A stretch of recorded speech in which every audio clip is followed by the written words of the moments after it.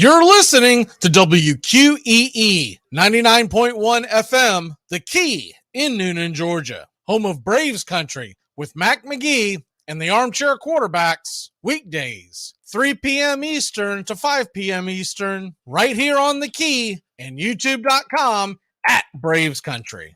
Tom has been a teacher for over 40 years. One day, I think one of the students had asked the question and he didn't remember the answer. And I also noticed that he was letting his class out earlier than they were supposed to let out. I was really starting to worry. Levi and I talked about how it would change our lives, but he was there beside me. When something feels different, it could be Alzheimer's. Now is the time to talk. Visit alz.org/ourstories to learn more. A message from the Alzheimer's Association and the Ad Council. Hey folks, this is Mark White with The Mark White Show, and you can tune into The Mark White Show every Saturday from 11 a.m. to 12 p.m. right here on Rock 99, WQEE The Key, the home of Southern sports and talk. Are you looking for a reliable dental practice that not only cares about your teeth, but is friendly to work with? How about one that offers great deals and new patient promotions? Well, your search is over. Most Valuable Smiles in downtown Eatonton, Georgia is committed to giving you the biggest and brightest smile. Right now, get a $99 new patient special, including x-rays and exam.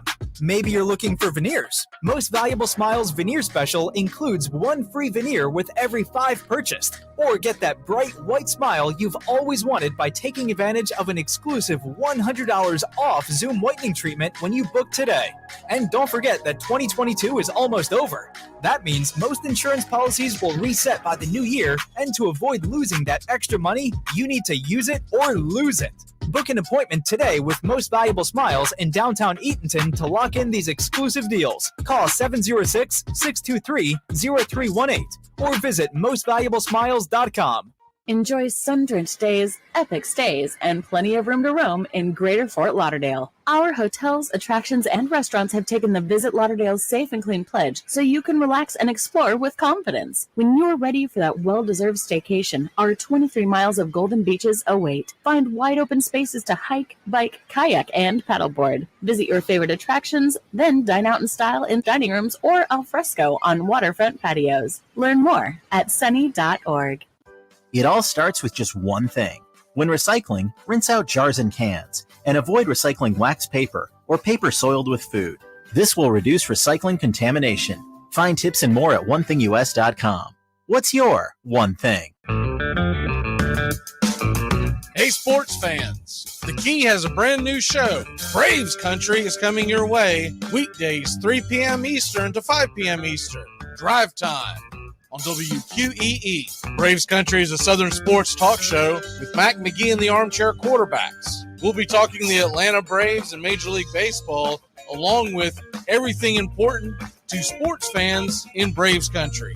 The SEC, ACC, Big Ten, and the National Football League, and the big sports news of the day. That's Braves Country with Magee and the Armchair Quarterbacks. Weekdays, 3 p.m. to 5 p.m. right here on WQEE The Key, 99.1 FM, and simulcasting on youtube.com/at Braves Country.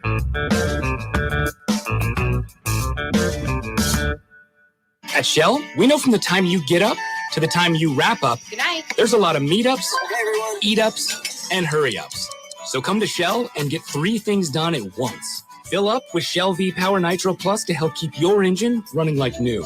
Save up with the Fuel Rewards program and never pay full price for gas again. And snack up with in-store rewards to save even more at the pump. Make the most of the stop you need to make with Shell. And engines that continuously use Shell V-Power Nitro Plus premium gasoline. See full terms and conditions at fuelrewards.com. That's the sound of NyQuil Severe hard at work. NyQuil Severe is the best sleep with a cold medicine. No tossing and turning, just rest and recovery. So you're ready to take on tomorrow. For powerful relief of your worst cold and flu symptoms, try NyQuil Severe. The nighttime sniffling, sneezing, coughing, aching, stuffy head, best sleep with a cold medicine. Use as directed. Keep out of reach of children. Hey Braves fans, thank you for listening to Braves Country Baseball. Hi, I'm Magee, and we are here to bring you play-by-play, pitch-by-pitch of your Atlanta Braves, bringing you spring training and 2 to 3 games a week all season long. Please like and subscribe today. Braves Country Baseball.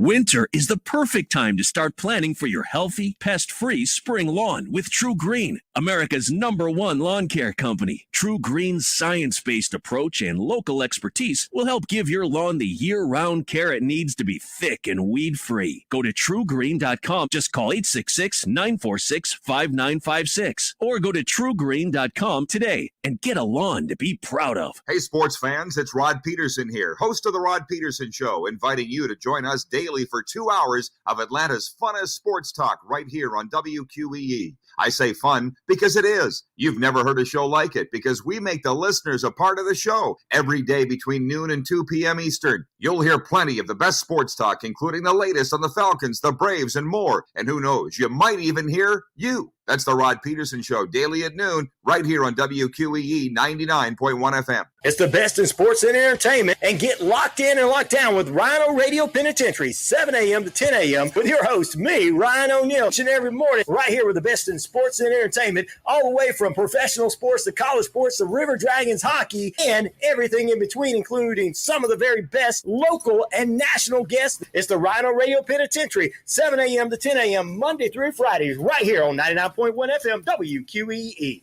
Armchair. You're listening to the Armchair Quarterback Sports Radio, #1 sports station. Good afternoon, and this is your Armchair Quarterbacks Sports Flash.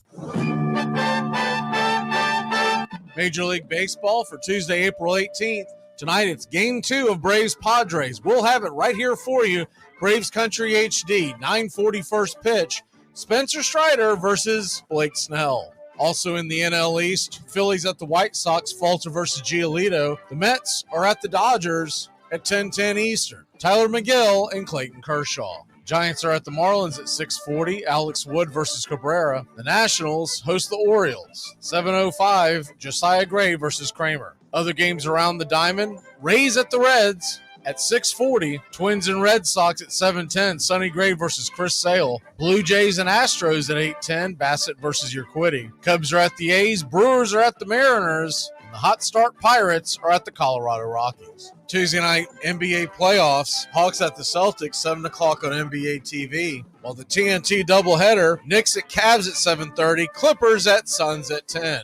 And in the NHL, Lightning at the Maple Leafs, Rangers at Devils, the Jets are at the Golden Knights, and the Kraken are at the Avalanche. Those games can be seen on ESPN, The Deuce, and TBS. And in the Are You Serious? News of the day, Buffalo Bills safety Damar Hamlin has been fully cleared to return to playing football, Buffalo GM Brandon Beane said on Tuesday. Hamlin saw his last specialist Friday and is in attendance and participating at the voluntary workouts at the Bills facility last week. Quote, "He's fully cleared, he's here, and he is of the mindset he's in a great headspace to come back and make his return," said Beane. The announcement comes 3.5 months after Hamlin suffered cardiac arrest during the first quarter of the January 2nd regular season Monday Night Football game against the Cincinnati Bengals. Beane said that Hamlin visited with a variety of specialists since returning from Cincinnati and that they all have been in agreement on his case and he can fully return to playing football.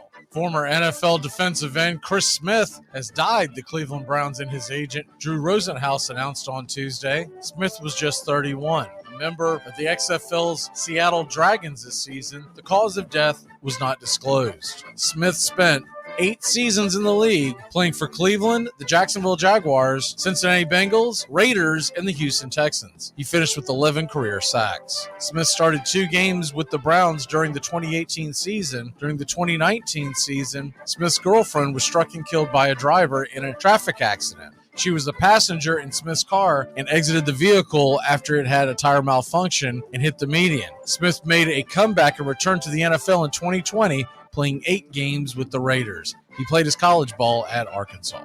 And China's top basketball league has disqualified 2 teams from its postseason amid allegations of match fixing.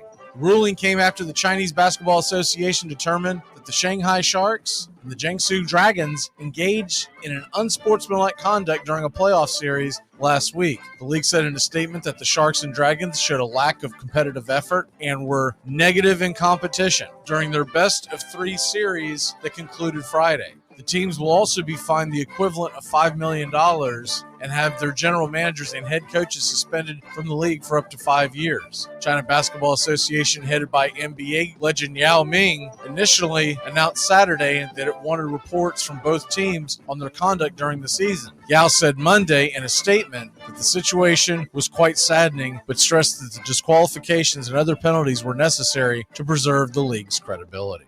Right-handed relief pitcher Colin McHugh begins a rehabilitation assignment tonight in High A Rome. McHugh was put on the 10-day IL with arm inflammation and is expected to possibly be back this weekend when the Braves host the Houston Astros. Don't forget tonight, 9:40 pitch, Braves Country HD brings you Braves Padres game number 2 of the 3-game series. We'll also be right here tomorrow, 4 p.m. Eastern, for game 3 of Braves Padres. And that's your Armchair Quarterback Sports Flash. Stay tuned for Braves Country right here on WQEE 99.1 FM, The Key in Newnan, Georgia, simulcasting on youtube.com at Braves Country.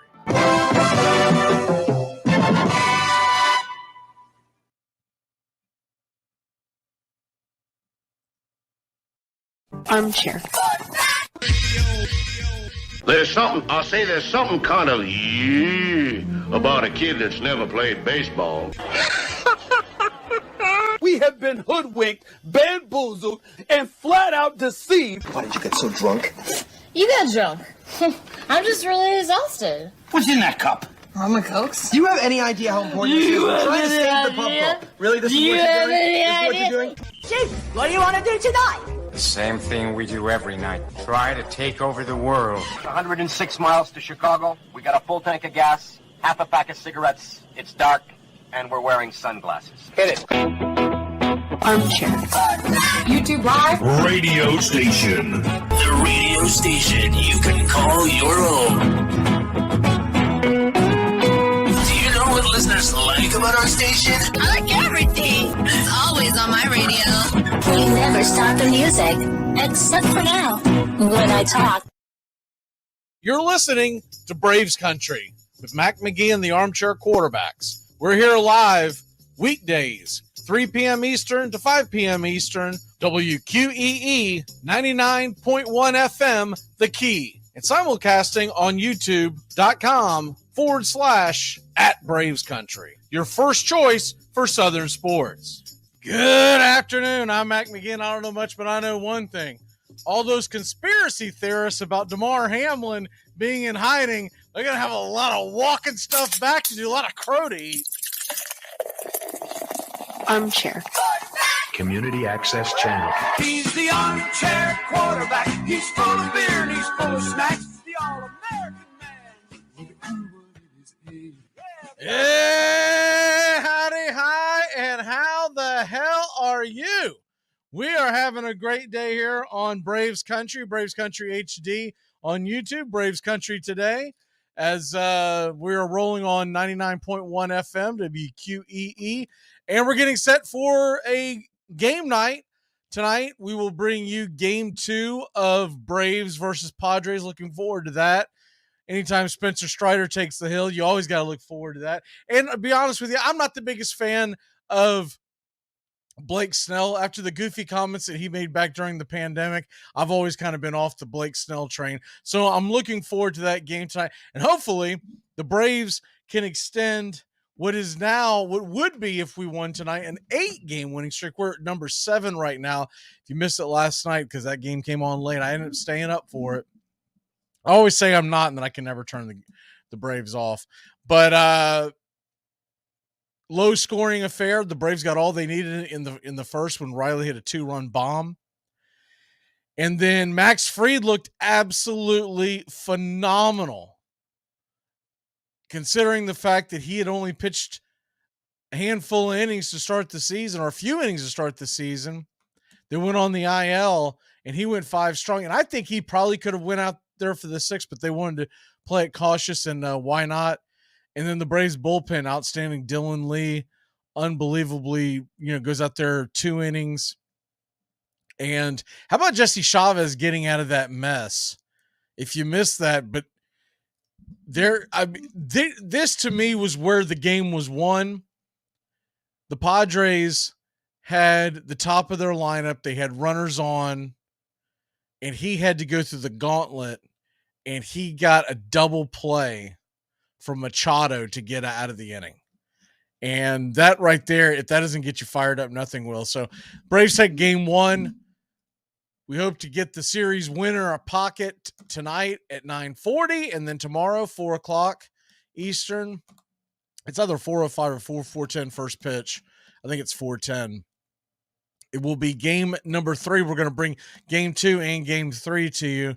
So make sure to tune in here, and we're going to get into that game here in a bit. But I do want to touch on a couple other things that are going on tonight. You got the NHL playoffs going on, Rangers, Devils. That's the one that I'm looking forward to the most. I'm going to have that on while I'm doing the game. You got the Hawks, and you got the Celtics. I don't suspect that's going to be a close game, but I'm going to keep an eye on it. Just to see what's going on. But those games will be coming to an end when the Braves Padres come on. So it's kind of nice in that realm. It's not so nice because it comes on so late. But we only have to make these road trips a few times a year, and sometimes it's just worth staying up so you can enjoy the game live, and we hope that you do tune in.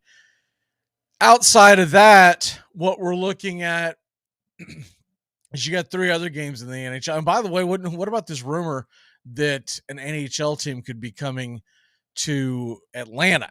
I heard that today, and to me, that's very interesting. It's failed twice miserably.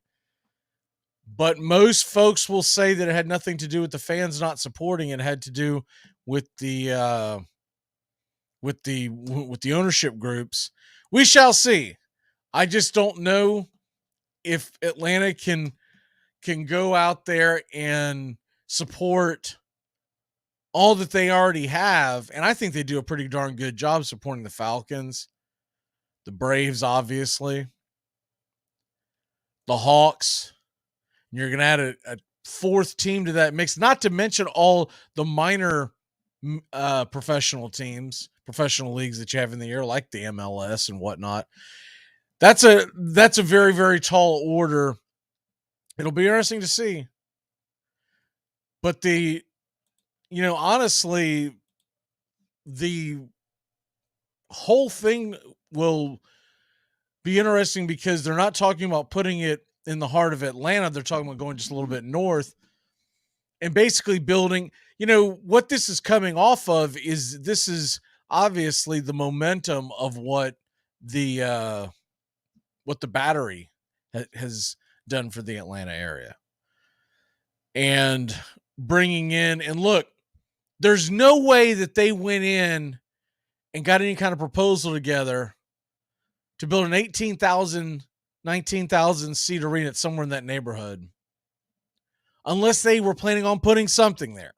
And obviously the NBA is already here, so I figure they've got to be going NHL, unless there's just something that I'm not catching. But to be able to do that and support the Braves and support the Hawks and the Falcons and everything else, it's going to be really tricky. It's going to be really tricky because larger cities in Atlanta that have all that going on have a hard time supporting. Usually what ends up happening is one of the franchises takes it on the chin. And that's why I'm selfishly not really realistically wanting them to get a hockey team here, because I don't want people to not go to Braves games because they're spending their money on the hockey team. But anyways, it could be a situation where the Hawks get bounced. I don't see that. The Hawks have been pretty popular for years. We know the Falcons aren't going anywhere. We know the Braves aren't going anywhere. So we'll continue to monitor that and see any kind of news that comes out on that front. Other than that, you've got the NBA with 3 games tonight. You've got the NHL. I mentioned one. There's 4 games total. You got the Lightning and Maple Leafs, Jets and Golden Knights, Kraken and Avalanche. Now, those last 2 ones are late games. Rangers and Devils is the one that I'm really wanting to pay attention to. I will take a peek at the Lightning Maple Leafs, but I just feel like this Rangers Devils rivalry is going to be fun stuff to watch unfold in the playoffs. You don't get this very often. And then tonight in the NBA, Celtics, Hawks, Clippers, Suns, Cavaliers, Knicks. Now, unfortunately, I think Celtics, Hawks is by far the worst matchup. You have 2 lower seeds that won on the higher seeds home court in game 1, and they're going back at it tonight. If either one of these home teams lose tonight, going down 2-0 like the Golden State Warriors did last night to the Kings, they're going to be in trouble. And the Warriors are really going to be in trouble because with the Draymond Green thing where he's stepping all over Sabonis. But by the way, I don't blame him for it because the guy had a hold of his leg and he was really giving him the business. So we'll see how much they take that into consideration. But I think they're going to suspend him. And if they suspend him, how much does that hurt the team?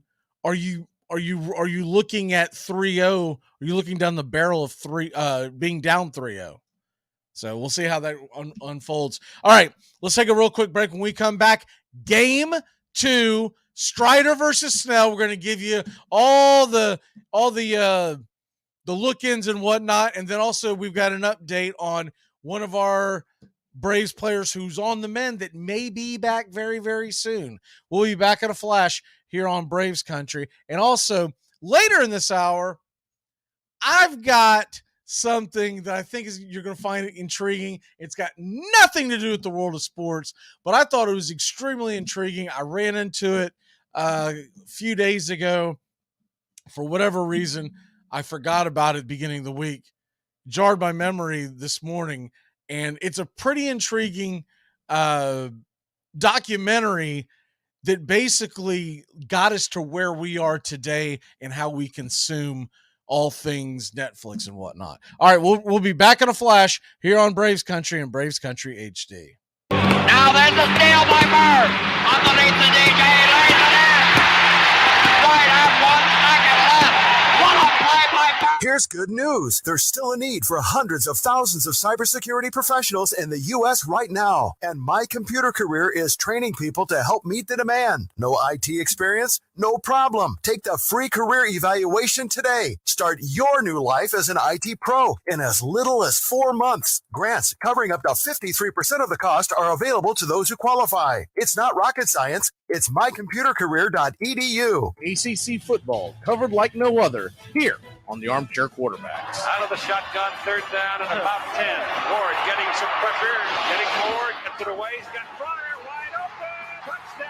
Clear on the street. That's what Ward will do to you.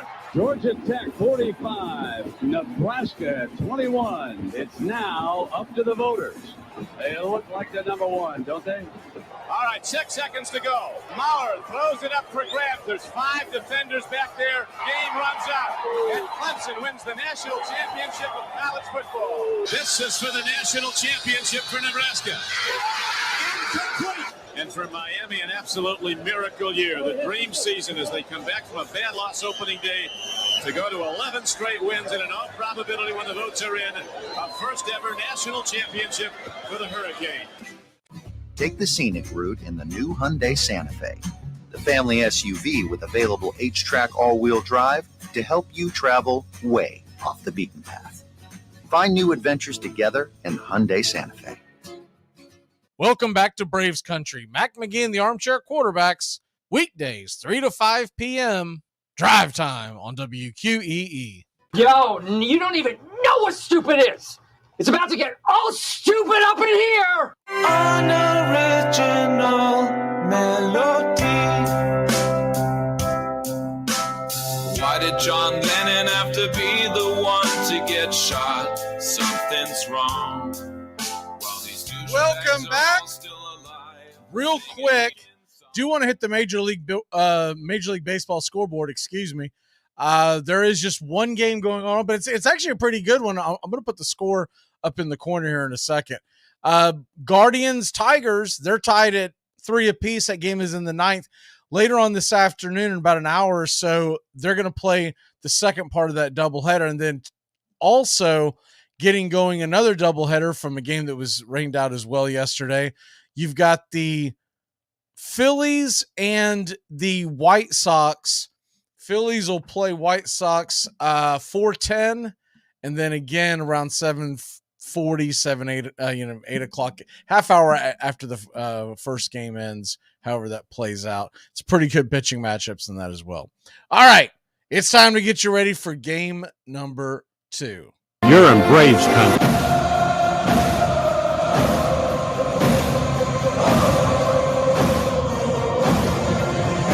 All right, hope you're ready. I'm ready. Braves went out there. That was huge last night, getting the 2-0 victory as Atlanta wins 2-0 against San Diego to start this off. And there wasn't a whole lot of offense, but one thing that I'll say that intrigued me was that I thought Vaughn Grissom played pretty well at short last night. He was solid. He didn't make any errors, and realistically, that's all we're looking for. But I thought he made a couple of decent plays, and hopefully the more and more that he's with Ron Washington, talked about this yesterday, but the more and more he's with Ron Washington, it can't hurt him. Ron Washington is known as being one of, if not the best there is on how to coach infielders, because he'll get out there and do the work.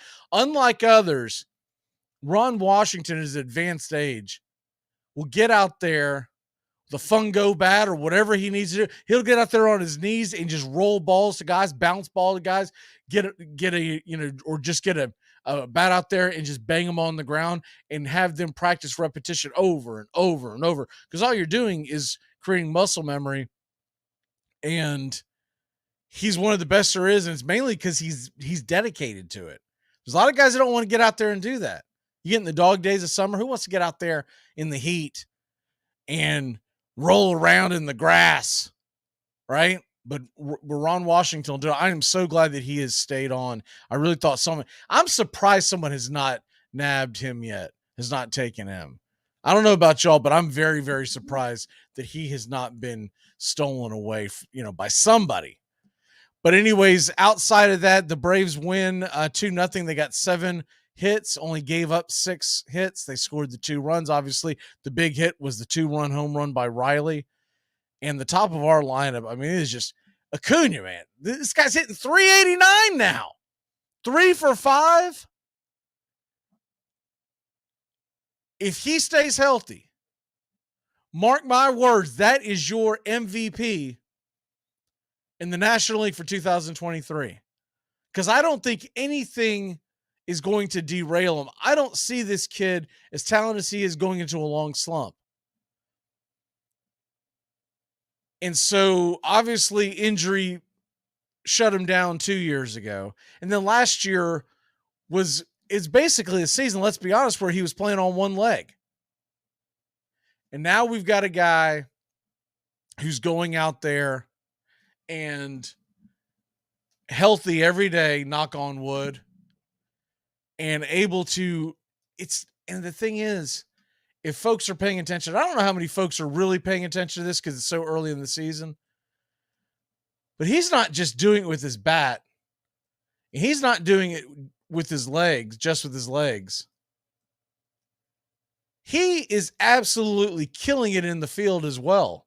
As I'm setting up the scoreboard for you here in 1 second, it should be coming up here. But it has been absolutely impressive to me that he's able to do what he does, and you don't see. Oh, and by the way, can we talk about the fact that Vaughn Grissom was safe at third last night? What the hell was that? They replayed it. You could tell that Grissom was safe, and and the throw to third by Murphy. He got him. They didn't give it to him because they basically said that they didn't have enough evidence, right? But you could tell that he got him. Murphy knew it. Riley knew it. He got him. And then we couldn't end up challenging because we'd lost the challenge so early in the game. So Grissom ends up paying for that. But this team is playing so well right now. So I'm sharing the screen right now. Want to make sure that we get this in. But this team is playing so well right now that I don't think, barring anything crazy, they're not heading to the postseason, right? You got to think Atlanta's heading to the postseason. Now, the big thing to me is it's twofold. Not only do we want to make sure that we win the division, but I want home field. We haven't had that yet. I want home field. I want folks to have to come in to Truist Park, walk through that battery, and have to deal with the crazy, raucous crowd that is Atlanta Braves baseball. And I want them to have to come through there and beat us on our turf. Now, I know last year we had the home field advantage against Philadelphia, but that was a weird situation, and I still say, and I'll go to my grave saying this, the Braves were the better team. I think the Braves were the best team in the National League last year, if not the entire league. I think there's a very good chance Atlanta could have ended up winning the World Series, but they ran out of steam trying to chase down the Mets. This year, the great thing is we're not out there trying to chase them down. We're not 5 games back already, 7 games back, 10 games back. We all know how last year went. We're coming out playing well, and hopefully we can start getting some help. You know, tonight, the Dodgers are hosting the Mets again. I still don't understand how in the world the Dodgers didn't end up winning. Dustin May looked like junk for the first time all year. Dustin May's looked really good, and he just didn't have a good game last night. But tonight they got Kershaw on the mound. Not only do they have Kershaw, the Mets have McGill, and I think the Dodgers can get to him. The other thing is that you may not be aware of, Clayton Kershaw is going for his 200th career victory. And you know there's some extra oomph in there when you get on not just for him, but everybody out there on that field. They're going to be out there saying, you know, essentially, we got to get this W for Kershaw. So hopefully we can get some help, because as we've gone on a 7-game winning streak, the Mets are on a 5-game winning streak. So, because when you look at the schedule, we're just about a week and a half away from having to go into a 4-game series in New York. And I'd like to have a cushion going on in there where you didn't feel like you had to win that series. Although I'm very much looking forward to that series. And depending on the start times, we're going to try to bring the whole thing to you. I just have to work out a couple of things. But anyways, tonight's game, Braves, Padres. We're going to be looking at a lot of things here. And Spencer Strider, to me, has got to get out there, and he's got to go. I want to see 6 innings out of Strider tonight. I don't want to see 4.5, 5 innings. His pitch counts through the roof. I want to see him to be able to put batters away. Would I love 7? We'd all love 7.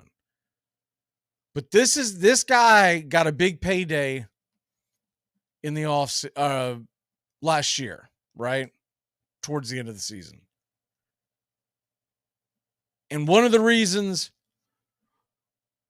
why you're doing that is you're wanting to have a guy that is going to be an ace, a 1A, a 1B, whatever. With him and Fried, I believe stuff-wise are 1A and 1B. The thing about Fried, once everything's underneath him, Max Fried no way, no how, doesn't expect to go 5, 6, 7 innings every time out. Now yesterday, he was coming back from the injury, so they were really kid gloving it. But I will say this, a lot of guys wouldn't have went 5. And when he worked out of that mess in the second, and I heard a couple of shows where they were talking about how they were concerned about that. If you watch the game, and it makes you wonder sometimes if some of these people that react to Braves and whatnot, if they're actually watching the game. Are they watching the game, or are they watching the scorecard on a computer? Because if you watch the game, there was some unfortunate base hits in that inning. Little squibbler that hit Ozzie in the arm. Then you had the other one that dribbled through. I mean, there was just some bad luck. And look, that's a part of baseball. But it wasn't a situation where I was concerned because I was like, man, they're really hammering him. No. Just got dribblers on him. But you know what? He found a way out of it.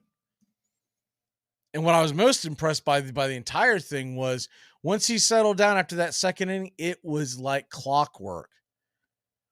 What he put together after that second inning, he went on a run there where it was like, it was either 7, 8 consecutive batters that he put down. That's huge. Because we had to lean on the bullpen quite a bit last night. You ended up getting Dylan Lee going 2 innings. Chavez got another hold. You know, that double play that Chavez induced was huge. Huge. Because if it was ever going to unravel, it was going to unravel right there. And then Minter came in lights out. I'm going to tell you right now, I know Iglesias, they're saying that Iglesias is getting some work in this week, and they hope to have him back in the near future. I don't know if Iglesias should be the closer. Minter has been phenomenal as a closer. Why mess with why mess with it? Maybe you go in there and you do matchups. Maybe you say, hey, and I'm totally fine with that. I do like it better than when you go into the postseason and one guy is your closer, just because it sets the tone and everybody knows their roles going into the game. There's no guessing. But if you have a situation where, let's say the heart of a lineup and it's a bunch of right-handers, heavy right-handed bats. I'll take the Mets, for example. And you have, Pete Alonso, Marte. The switcher of Lindor is kind of a moot point. But you're hitting that part of the lineup and that's the end of the game. Okay, I can see where Iglesias should be the guy. But AJ Minter, he's getting swing and miss stuff on righties, lefties. I mean, that fastball that he was placing last night that in the top corner on the right-handers, hitting the zone. Sometimes it's just off the zone, but hitting the zone. If you've ever stood there and taken a fastball right in your kitchen, especially in a big part of a game like that, that is so hard for the pitcher to place that. But the other thing is, it is hard to lay off it. You see it coming at you. You don't have enough time to sit there and think, is this a strike? You're just like, I got to try to stay alive. And it gets on you in a hurry. He was hitting 97 last night repeatedly.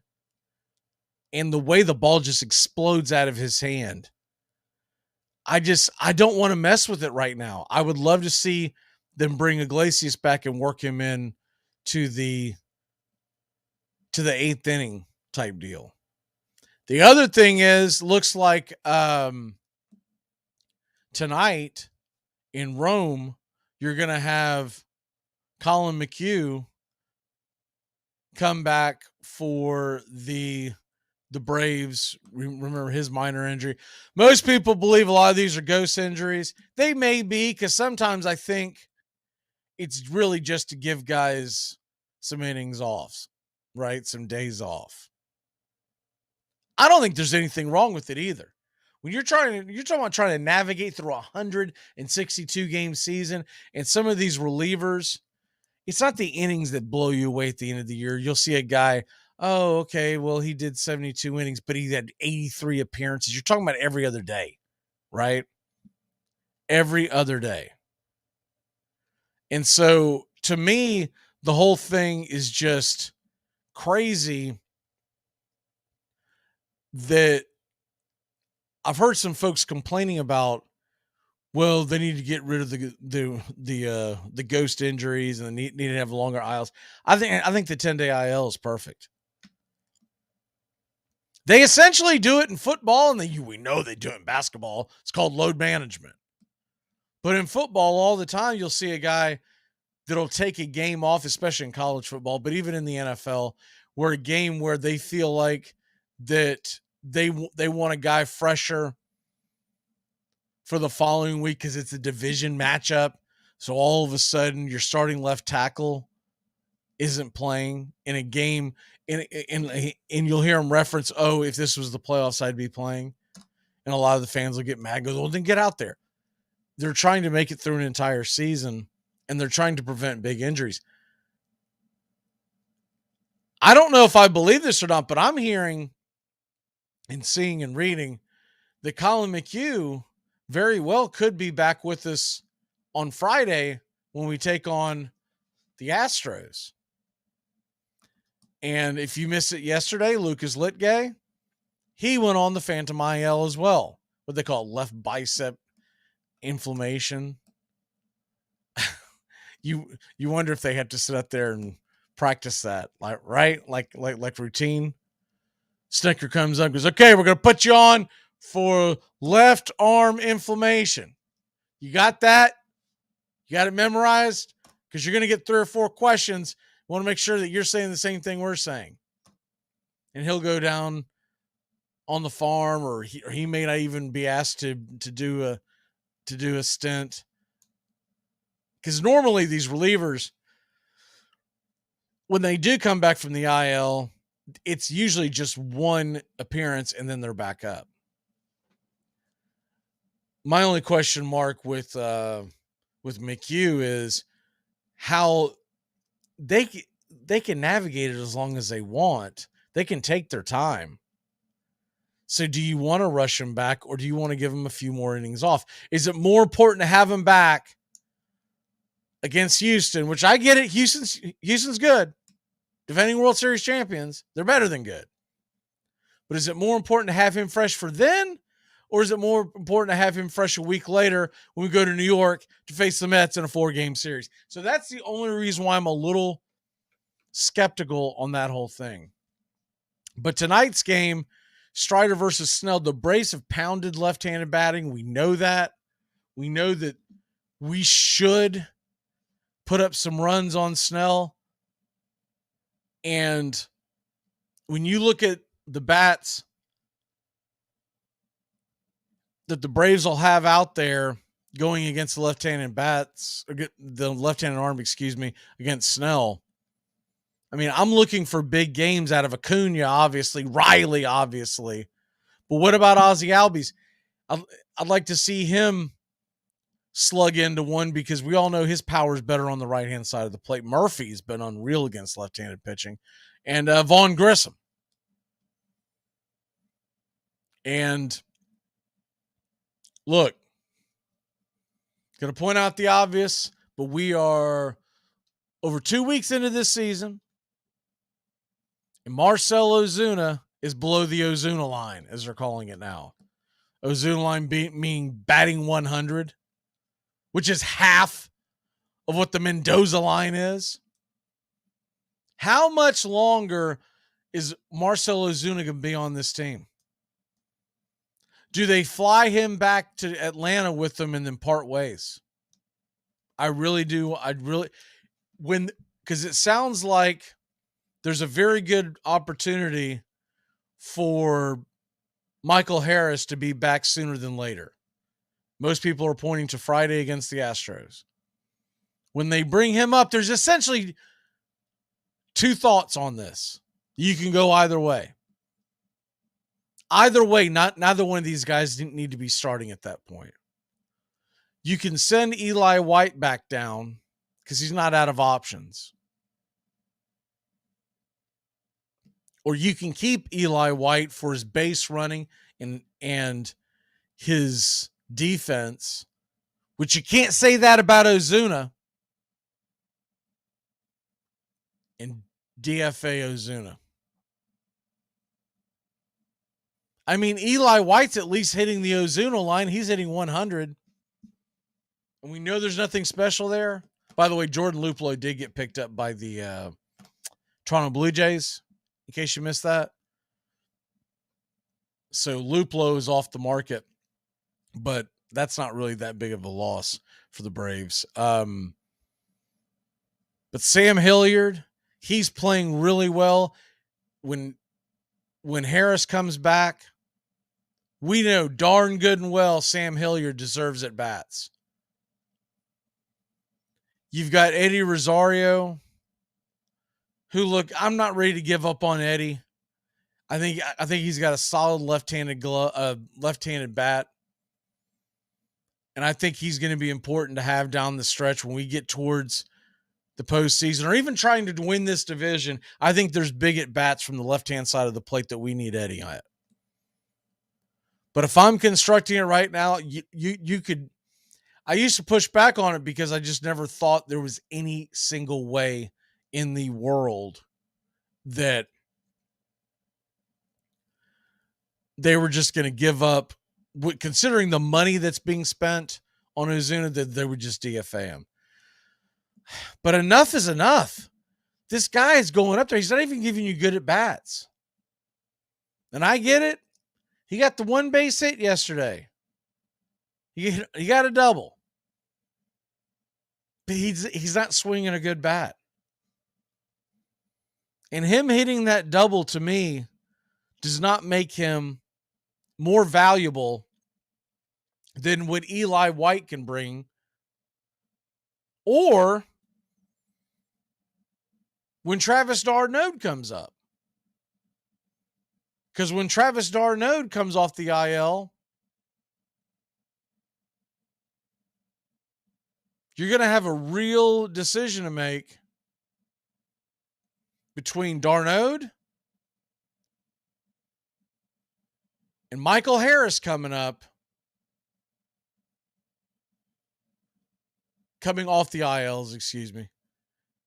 The real question is going to be, how does Ozuna survive that? And I don't think he does. All right, let's go ahead and take a real quick break. When we come back, going to get into a couple of the other games tonight, and Joey's on the way. And I'm going to tell you about something that I saw that is relevant to everybody, whether you're a sports fan or not. And I just found it amazing.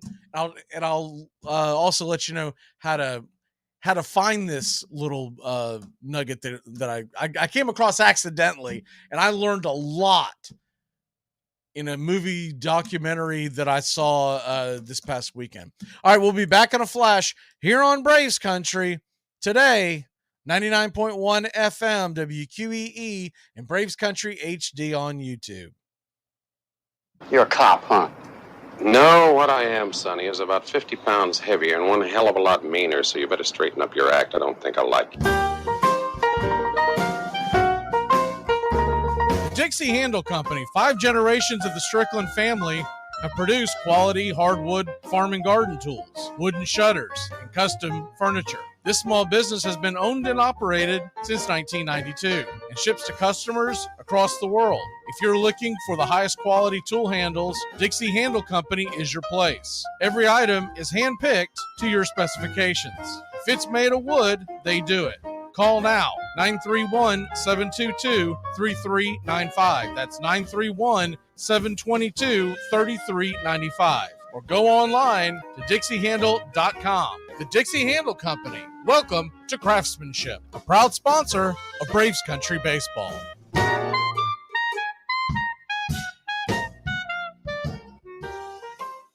It's the best in sports and entertainment, and get locked in and locked down with Rhino Radio Penitentiary, 7 a.m. to 10 a.m. with your host, me, Ryan O'Neal, each and every morning, right here with the best in sports and entertainment, all the way from professional sports to college sports to River Dragons hockey and everything in between, including some of the very best local and national guests. It's the Rhino Radio Penitentiary, 7 a.m. to 10 a.m. Monday through Fridays, right here on 99.1 FM WQEE. Wendy's only makes one kind of breakfast, your new favorite one. How do we do it? With fresh cracked eggs, oven-baked bacon, and flaky croissants. You know, the things your old breakfast wasn't doing. So toss that old news and its soggy eggs somewhere useful. And get to Wendy's. A sausage, egg, and Swiss croissant, bacon, egg, and Swiss croissant, and honey butter chicken biscuit. Choose wisely. Choose Wendy's. The price and participation may vary at U.S. Wendy's.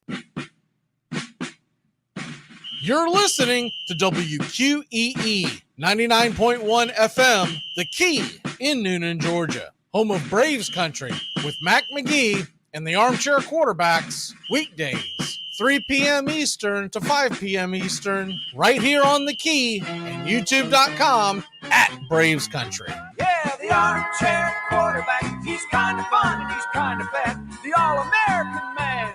With a cool one in his name. The Armchair Quarterback, he's full of beer and he's full of Welcome back. As there was a walk-off home run while we were talking all the other Braves-related stuff. I saw it in the corner of my eyes. I just didn't react to it at the time. But the Detroit Tigers and Cleveland Guardians playing the first of a doubleheader. That game is in the books. Detroit gets a walk-off home run. They win it 4-3.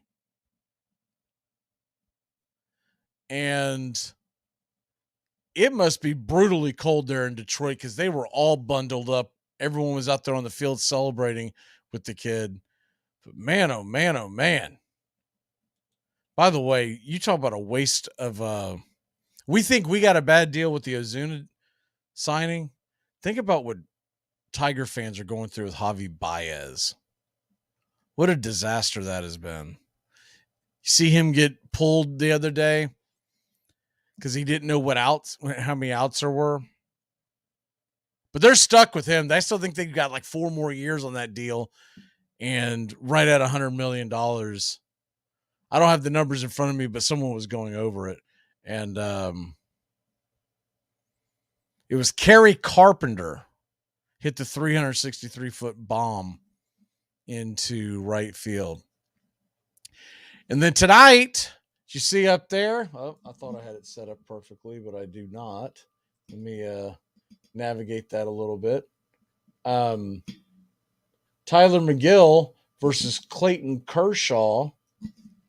Kershaw, as you can see, is 2-1 with the 3.5, and McGill's got a 2.25, and he's a guy that is not going to overpower you, but he also, if you go back and look at his numbers, he has not played the best competition. So I don't know if I'm buying the whole,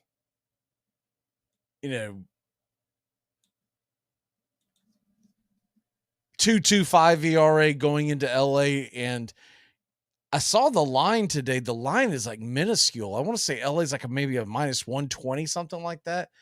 Give me a break. Tyler McGill in Los Angeles facing Clayton Kershaw, who's going after win number 200. Give me the Dodgers all day long on that one. That is a no-brainer for me. I don't know if y'all can hear that or not. If you hear, it sounds like a tugboat going off in the background. It's my puppy. She's the loudest snore I have ever heard. And if you can't hear it, it's literally like a boom, boom. And when it first started months ago, when I would hear it, I'd look around and go, what? Like I thought our AC or heater unit was about to explode. And then you get closer and you realize it's her. So if you do hear that, I do apologize, but it's so damn funny. And she's a little thing too. I mean, she's not a very big dog at all. She can just absolutely, she'll shake the house. All right, other games tonight. like I said, I really do believe that that you're going to get the Dodgers getting that W, which means that the Braves can win. We can expand our lead to 3 games. I feel like the Mets did last year at this time. Remember when the Mets had the lead and the Braves just wouldn't lose? That's the way I feel right now. Like, man, we got a 7-game win streak. You'd think we would have picked up a few games here and there. Phillies and White Sox, that game is about to begin here in just a minute.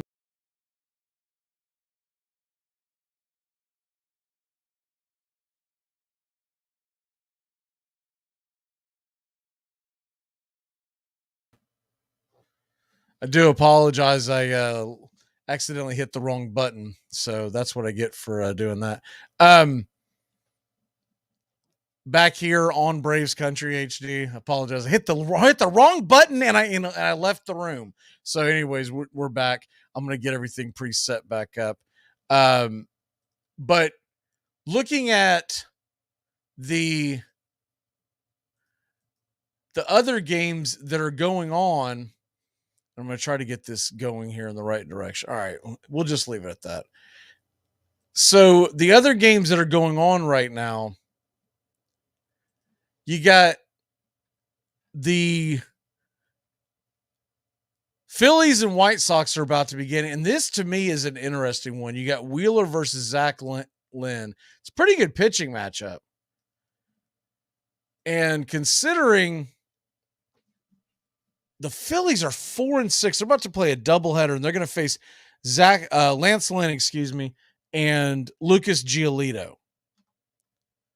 Lynn and Giolito, 2 of the more talented pitchers. And as you can see right there, they're not getting what they expect out of them.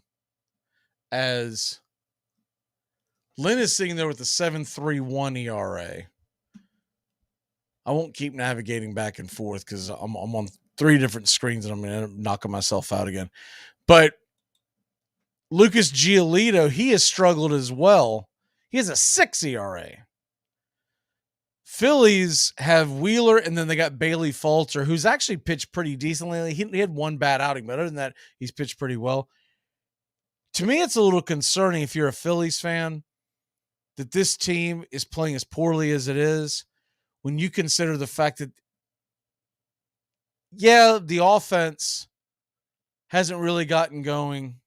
And you can point to the fact that Bryce Harper's on the IL and Rhys Hoskins is done for the season on the IL as well. And they're talking about there's a possibility that he's going to end up, he being Bryce Harper, is going to end up playing first base so that he can come back faster and get through the rehab faster.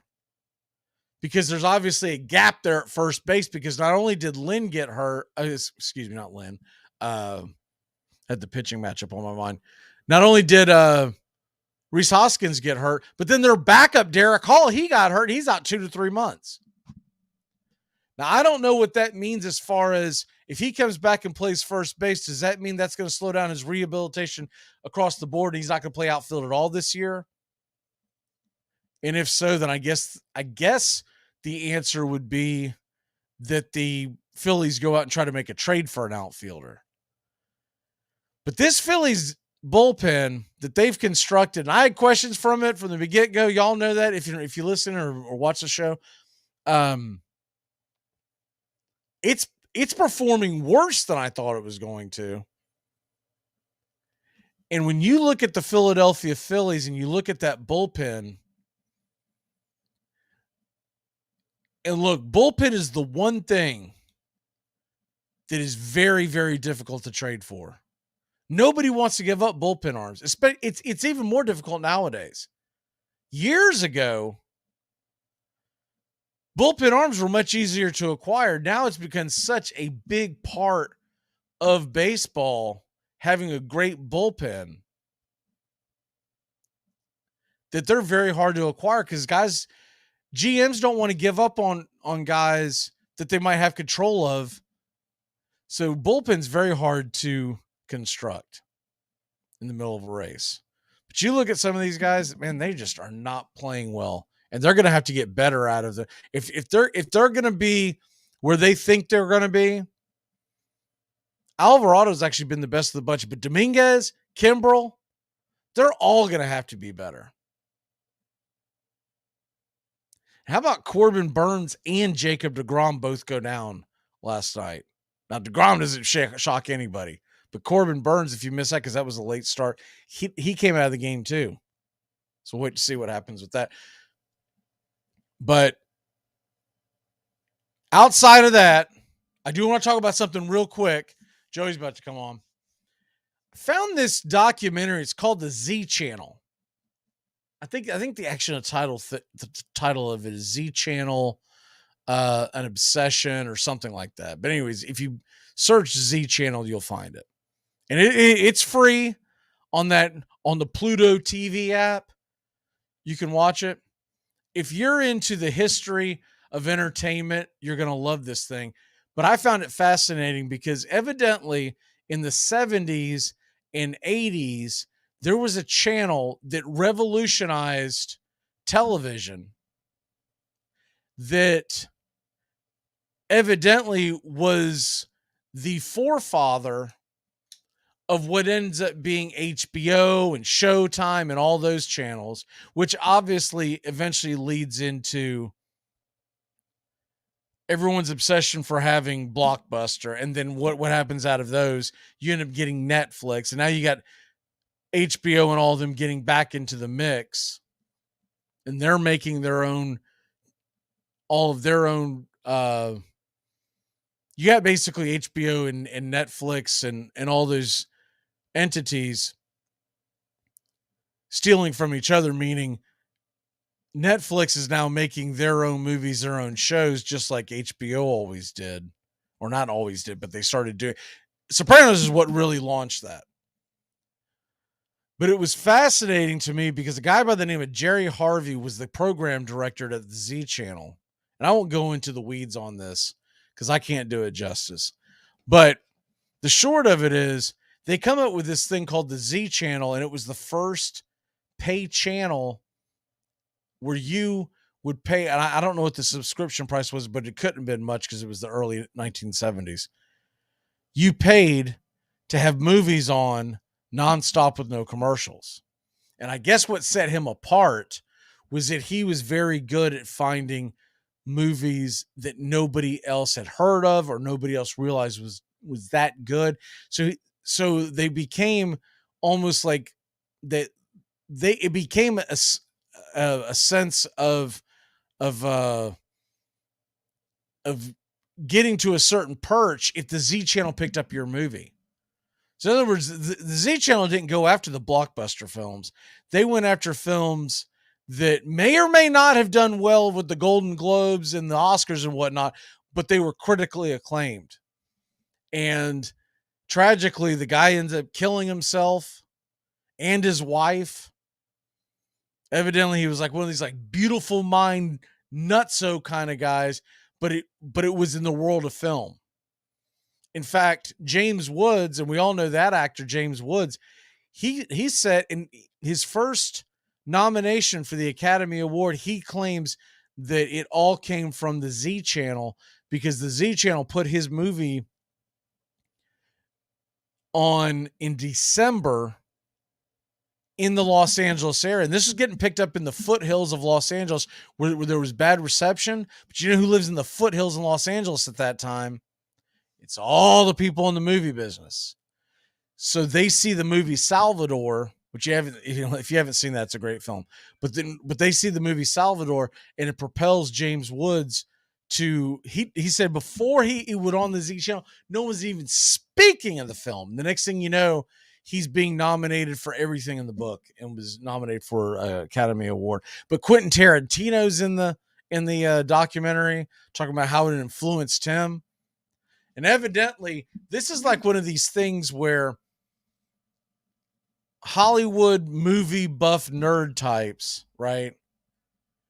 They look upon the Z Channel in a way of nostalgia, the way some of us feel about certain video games. Like, you know, everyone's rushing out to seeing the Super Mario movie, right? And of course, that all feeds back off of Gen Z and Gen X, not Gen Z, Gen Y, Gen X. They all grew up playing these games. And though they may not be the best game, someone watching it now goes, this is not the best game. You're like, dude, you had to be there, man. And so that's what this film feels like. It's really, really fascinating. Z Channel, and I highly recommend that. Anyways, you can find it on Pluto. It's free to watch. All right, we'll be back in a flash when we come back. Joey's with us, and we've got a lot to talk about and a little time to do it. Keep it locked in here on The Key. You're listening to WQEE 99.1 FM, The Key in Noonan, Georgia. Armchair. You're listening to the Armchair Quarterback Sports Radio, #1 sports station. Good afternoon, and this is your Armchair Quarterbacks Sports Flash. Major League Baseball for Tuesday, April 18th. Tonight, it's Game 2 of Braves Padres. We'll have it right here for you. Braves Country HD, 9:40 first pitch. Spencer Strider versus Blake Snell. Also in the NL East, Phillies at the White Sox, Falter versus Giolito. The Mets are at the Dodgers at 10:10 Eastern. Tyler McGill and Clayton Kershaw. Giants are at the Marlins at 6:40. Alex Wood versus Cabrera. The Nationals host the Orioles. 7:05. Josiah Gray versus Kramer. Other games around the diamond. Rays at the Reds at 6:40. Twins and Red Sox at 7:10. Sonny Gray versus Chris Sale. Blue Jays and Astros at 8:10. Bassett versus Urquidy. Cubs are at the A's. Brewers are at the Mariners. The Hot Start Pirates are at the Colorado Rockies. Tuesday night NBA playoffs. Hawks at the Celtics, 7 o'clock on NBA TV. While the TNT doubleheader, Knicks at Cavs at 7:30, Clippers at Suns at 10. And in the NHL, Lightning at the Maple Leafs, Rangers at Devils, the Jets are at the Golden Knights, and the Kraken are at the Avalanche. Those games can be seen on ESPN, The Deuce, and TBS. And in the Are You Serious? News of the day, Buffalo Bills safety Damar Hamlin has been fully cleared to return to playing football.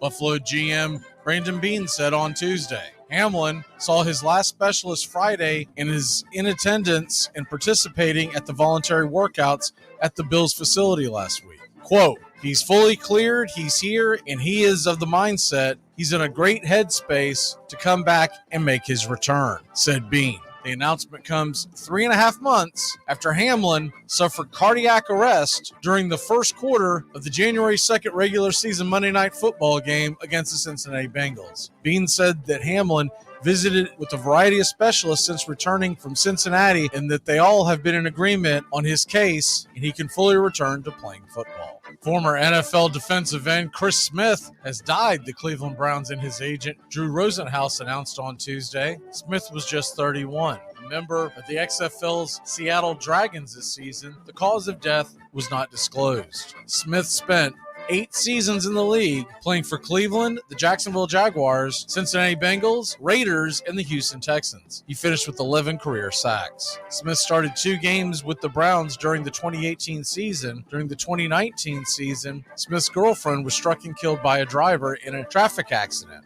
She was a passenger in Smith's car and exited the vehicle after it had a tire malfunction and hit the median. Smith made a comeback and returned to the NFL in 2020, playing 8 games with the Raiders. He played his college ball at Arkansas.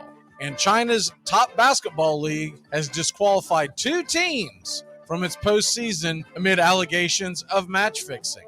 The ruling came after the Chinese Basketball Association determined that the Shanghai Sharks and the Jiangsu Dragons engaged in an unsportsmanlike conduct during a playoff series last week. The league said in a statement that the Sharks and Dragons showed a lack of competitive effort and were negative in competition during their best of 3 series that concluded Friday. The The teams will also be fined the equivalent of $5 million and have their general managers and head coaches suspended from the league for up to 5 years. China Basketball Association, headed by NBA legend Yao Ming, initially announced Saturday that it wanted reports from both teams on their conduct during the season. Yao said Monday in a statement that the situation was quite saddening, but stressed that the disqualifications and other penalties were necessary to preserve the league's credibility.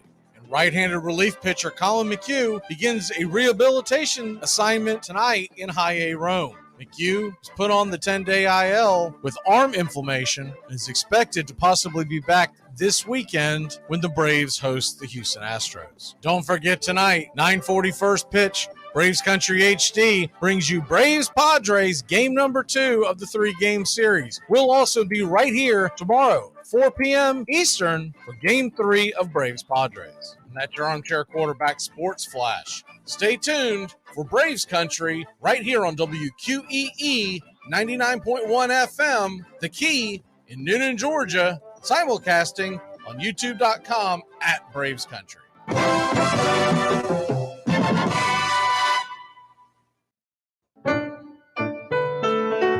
Hey, Braves Country. Braves Country HD is bringing you Braves Country Baseball. Braves Country comes to you every Tuesday night and Friday night and 2 bonus games every week. Hi, I'm Magee. We'll be bringing you play-by-play, pitch-by-pitch of your Atlanta Braves. It's free to listen. Please like and subscribe. YouTube.com/at Braves Country. Braves Country Baseball for the fans, by the fans.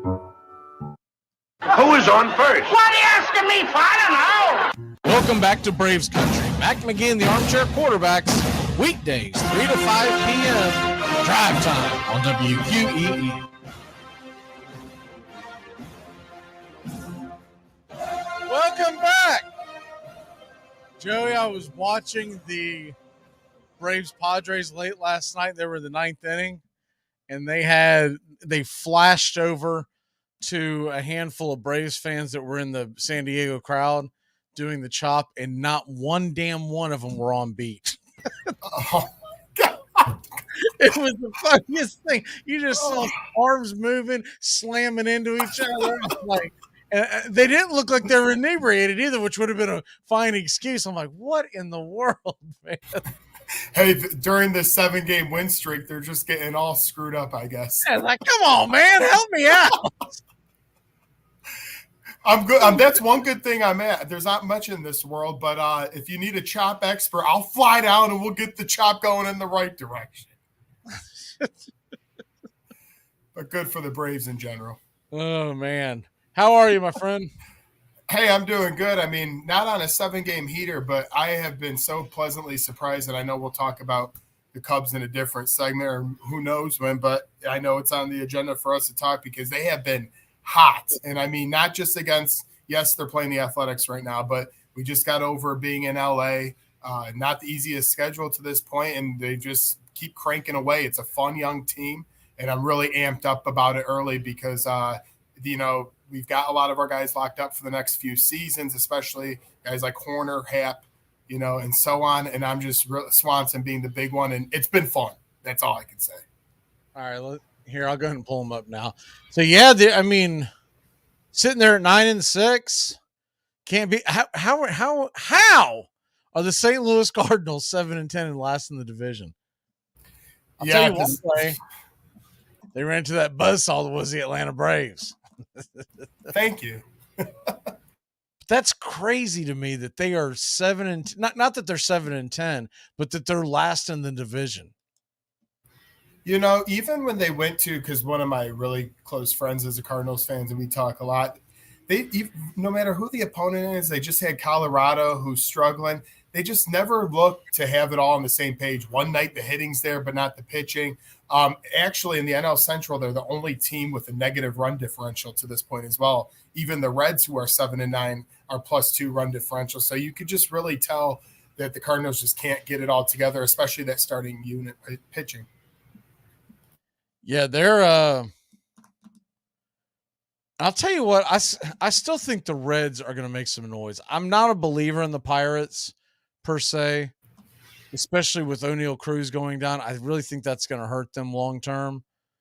But I think this Reds team is a feisty, scrappy bunch, and they're not going to be able to put enough wins together to get in the playoffs, but they're going to be a team that you're not going to want to see down the stretch.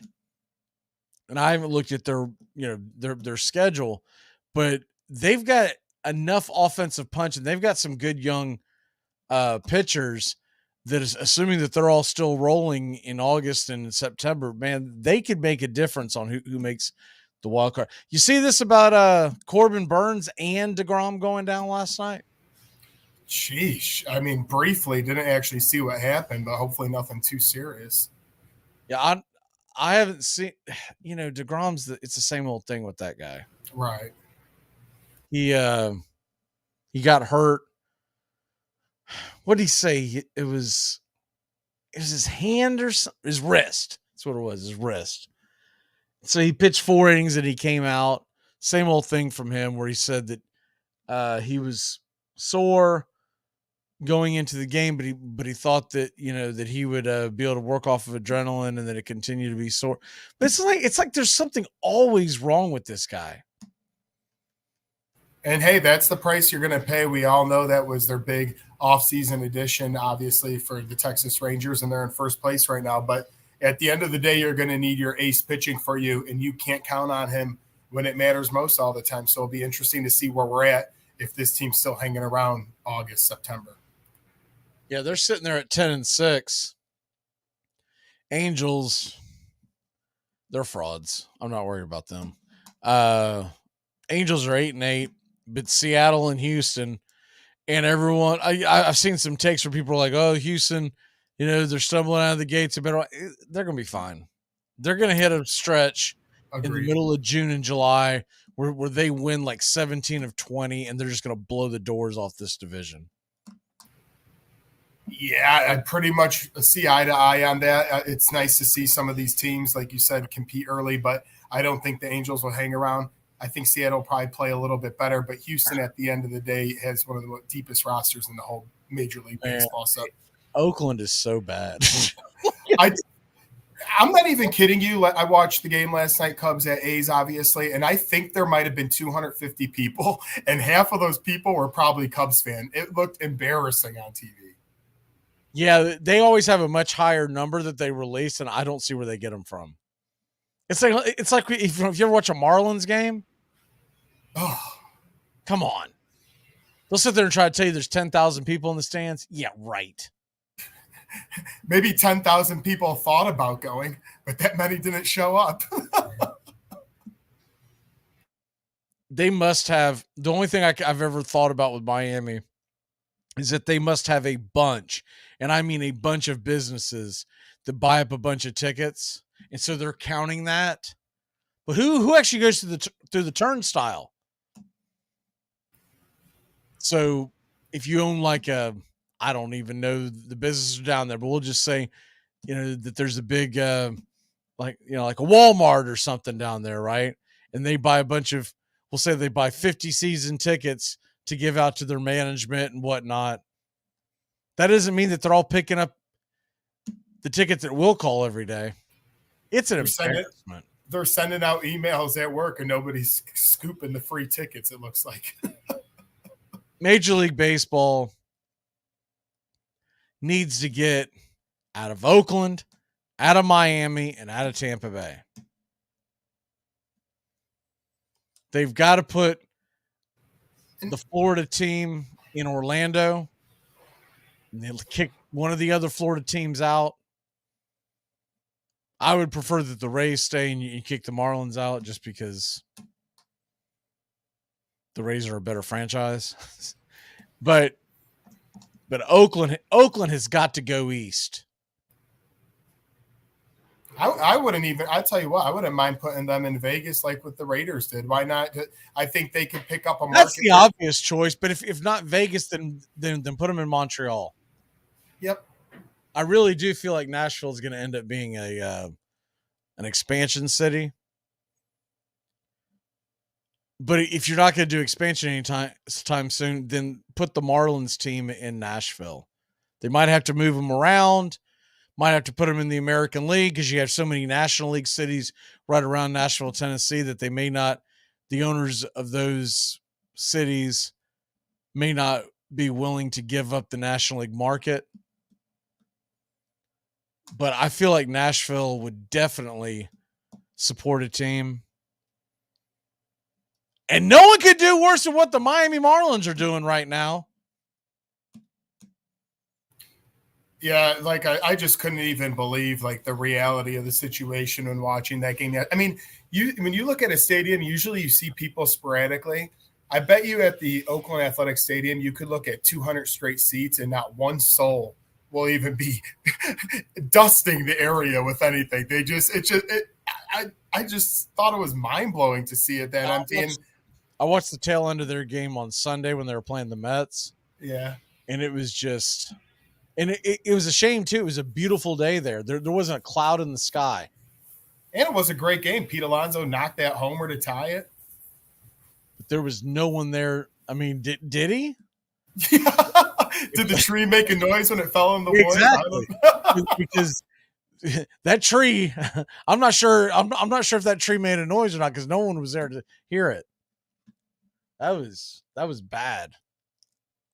I didn't watch the other two, but I saw highlights. I never saw. I mean, do you ever meet an A's fan under the age of 70? You know, because there was a time boys and girls gathered around the campfire where the Oakland A's were an absolute monster. They won 3 back-to-back World Series in the 70s and then turned around in the 80s and went to 3 back-to-back World Series. I'm going to get you some of that stuff to put on your fingers so you won't bite your fingernails.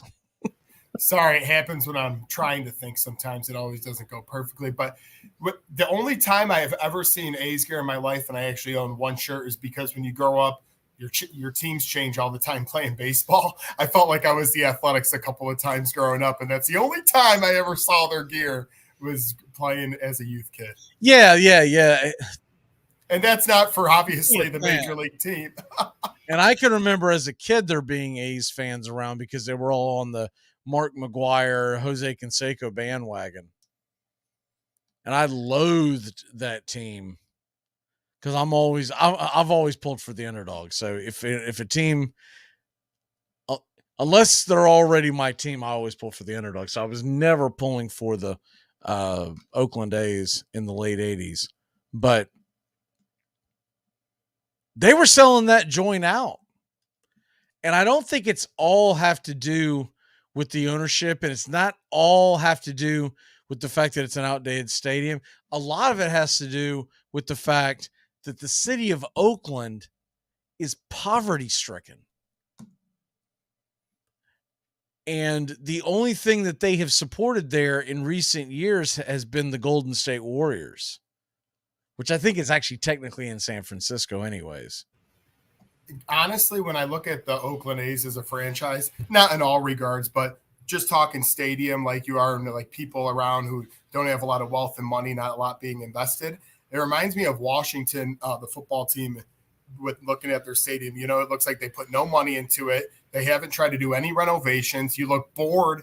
Is like when you're watching the A's game, you're not watching it for any of the amenities. They're still playing in a football stadium. They're not a football team.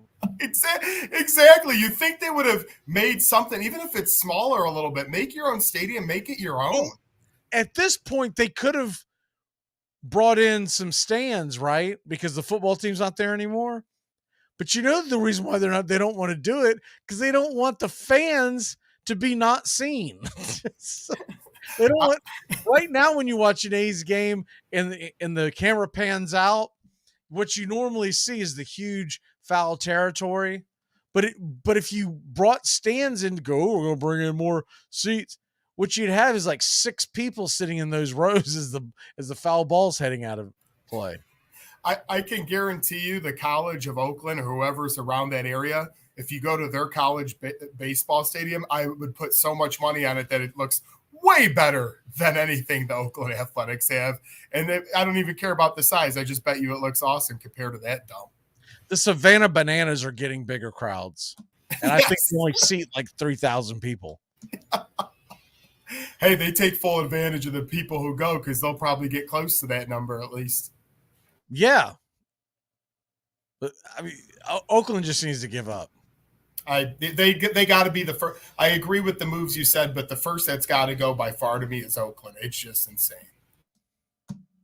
Oakland and Miami, those are the first two that have to go. Miami's an embarrassment.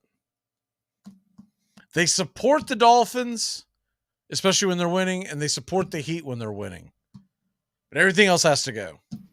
You don't made them any Panther fans down there. That place is vacant until they get to the playoffs. It's a terrible. And let me start on the fact that crickets at a Hurricanes game. When MTSU went down there and beat them this year, I remember watching that game and thinking to myself, man, there are going to be like 17, 18 people really mad coming out of that stadium today. It was pathetic. I mean, for Christ's sakes, they gave the Marlins a new stadium, and it's one of the ugliest things I've ever seen. The MTSU band's flute section could have beat up the crowd. There was nobody there. All right, let's take a quick break. It's 4:20. Smoke them if you got them. We'll be back in a flash with the NFL mock draft. Hello there, Frazier. Oh, what fresh hell is this? Tom has been a teacher for over 40 years. One day, I think one of the students had asked the question and he didn't remember the answer. And I also noticed that he was letting his class out earlier than they were supposed to let out. I was really starting to worry. Levi and I talked about how it would change our lives, but he was there beside me. When something feels different, it could be Alzheimer's. Now is the time to talk. Visit alz.org/ourstories to learn more. A message from the Alzheimer's Association and the Ad Council. It's the best in sports and entertainment, and get locked in and locked down with Rhino Radio Penitentiary, 7 a.m. to 10 a.m. with your host, me, Ryan O'Neill, each and every morning, right here with the best in sports and entertainment, all the way from professional sports to college sports to River Dragons hockey and everything in between, including some of the very best local and national guests. It's the Rhino Radio Penitentiary, 7 a.m. to 10 a.m. Monday through Fridays, right here on 99.1 FM WQEE. Your true friends are the people in your life that totally get your inside jokes, your unique style, most important, what you want to eat. Taco Bell knows that when you get together with your real friends, it doesn't matter what you're doing, but hey, it might as well be something that everybody can get into, like the Taco and Burrito Cravings Pack with 4 crunchy tacos and 4 beefy 5-layer burritos. So even if you're all sitting around doing absolutely nothing, you know you'll still have a good time. It's Taco Bell's Taco and Burrito Cravings Pack. Get it for the friends that get it. At Shell, we know from the time you get up to the time you wrap up, Good night. There's a lot of meetups, eat-ups, and hurry-ups. So come to Shell and get 3 things done at once. Fill up with Shell V-Power Nitro Plus to help keep your engine running like new. Save up with the Fuel Rewards program and never pay full price for gas again. And snack up with in-store rewards to save even more at the pump. Make the most of the stop you need to make with Shell. And engines that continuously use Shell V-Power Nitro Plus Premium Gasoline. See full terms and conditions at fuelrewards.com. You're listening to WQEE 99.1 FM, The Key in Noonan, Georgia, home of Braves country with Mac Magee and the Armchair Quarterbacks, weekdays, 3 p.m. Eastern to 5 p.m. Eastern, right here on The Key and YouTube.com at Braves Country.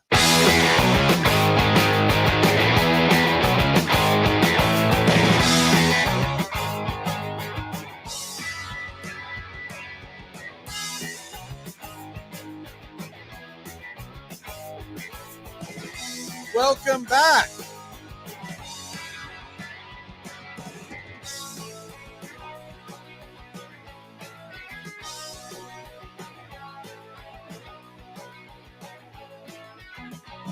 Where are we at? April 18th. Joey, April 18th.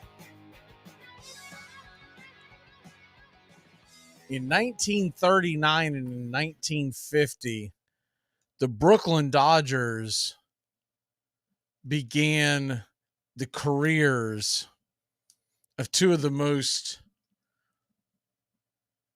revered broadcasters in the history of baseball. Red Barber, 1939, started calling games for Brooklyn. Now, he had been over in for the Cincinnati Reds prior to. And then Vin Scully in 1950. It's pretty remarkable. It's the same day. Legends. All right, let's go ahead and get into our mock draft. As we inching closer to the NFL draft. Can start to sniff it now. We're still 9 days away from this thing. I wish it was this week because the storylines are just getting quite stupid on all these networks. Yeah, you see Bryce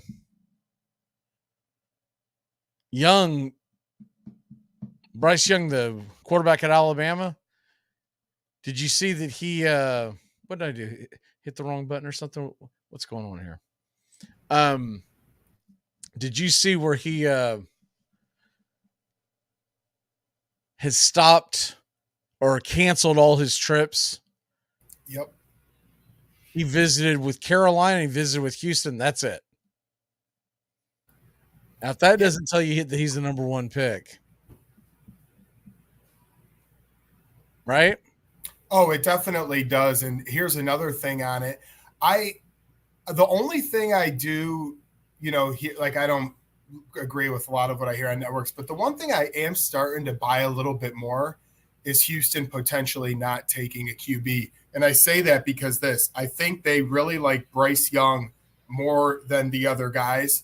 And if it's going to be between those three and they have Hooker on the back end, they have pick number 12, Houston, as well in this draft.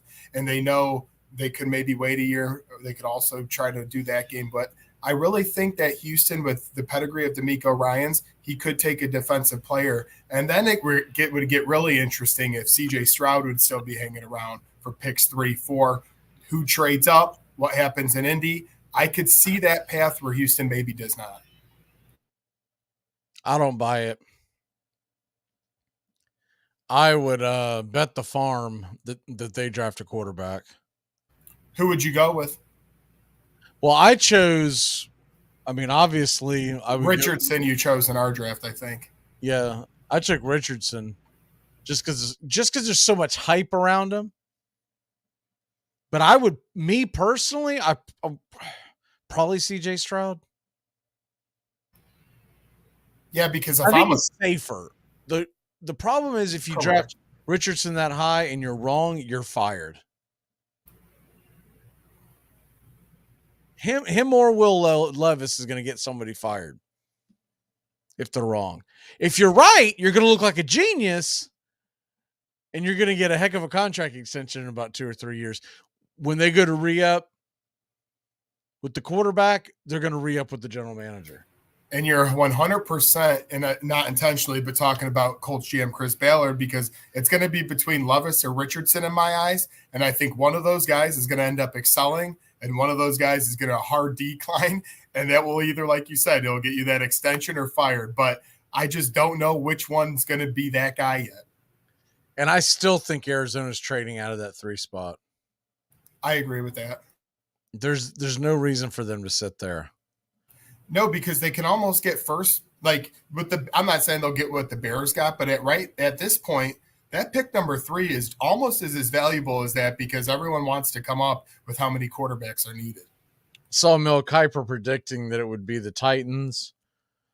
I'm not sure if I buy that, but somebody's going to go up there and put up a package together.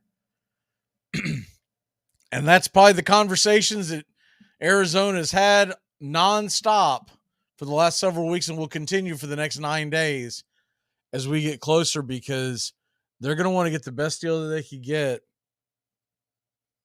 But if you're the Titans, man, you're kind of you're almost in a stalemate right now, because you're sitting there with Tannehill. You can't get rid of him because he costs too much against the cap to just cut him loose.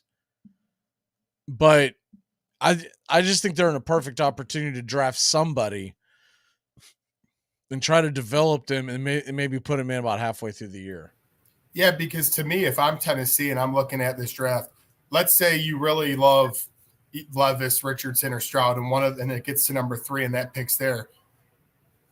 go up and get it. Like you said, Tannehill's eventually going to be gone. They're not paying Malik Willis the big bucks. If you really believe in one of these guys and you don't want to, keep throwing the pitchfork down the road like my team did in Indianapolis, take them now. You could sit them the full season even if you want to, and then have them learn, go at it after that.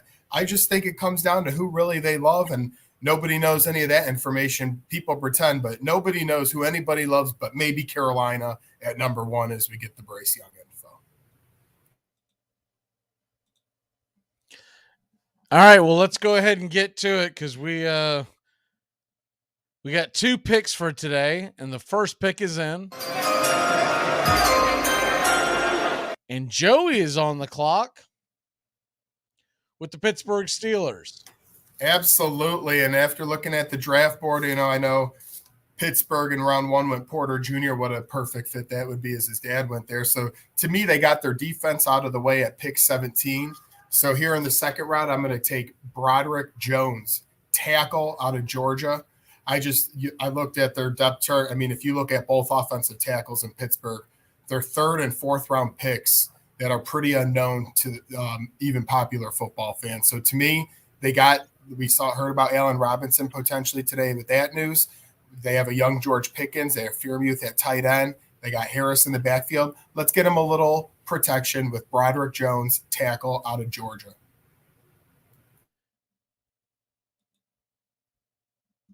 Allen Robinson, man, like are people still? I think he's done, but I mean, how can he not be?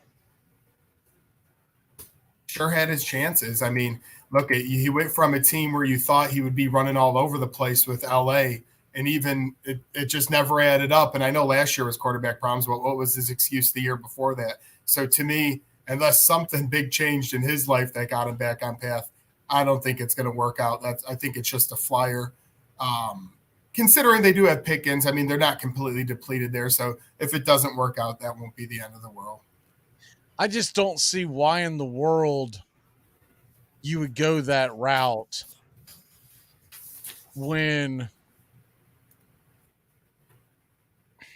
I don't know. If he couldn't do it last year, when the hell is he going to be able to do it? Yep. And receivers, man, when they fall off, they fall off. You don't see like a steady decline with a wide receiver like you might a starting pitcher.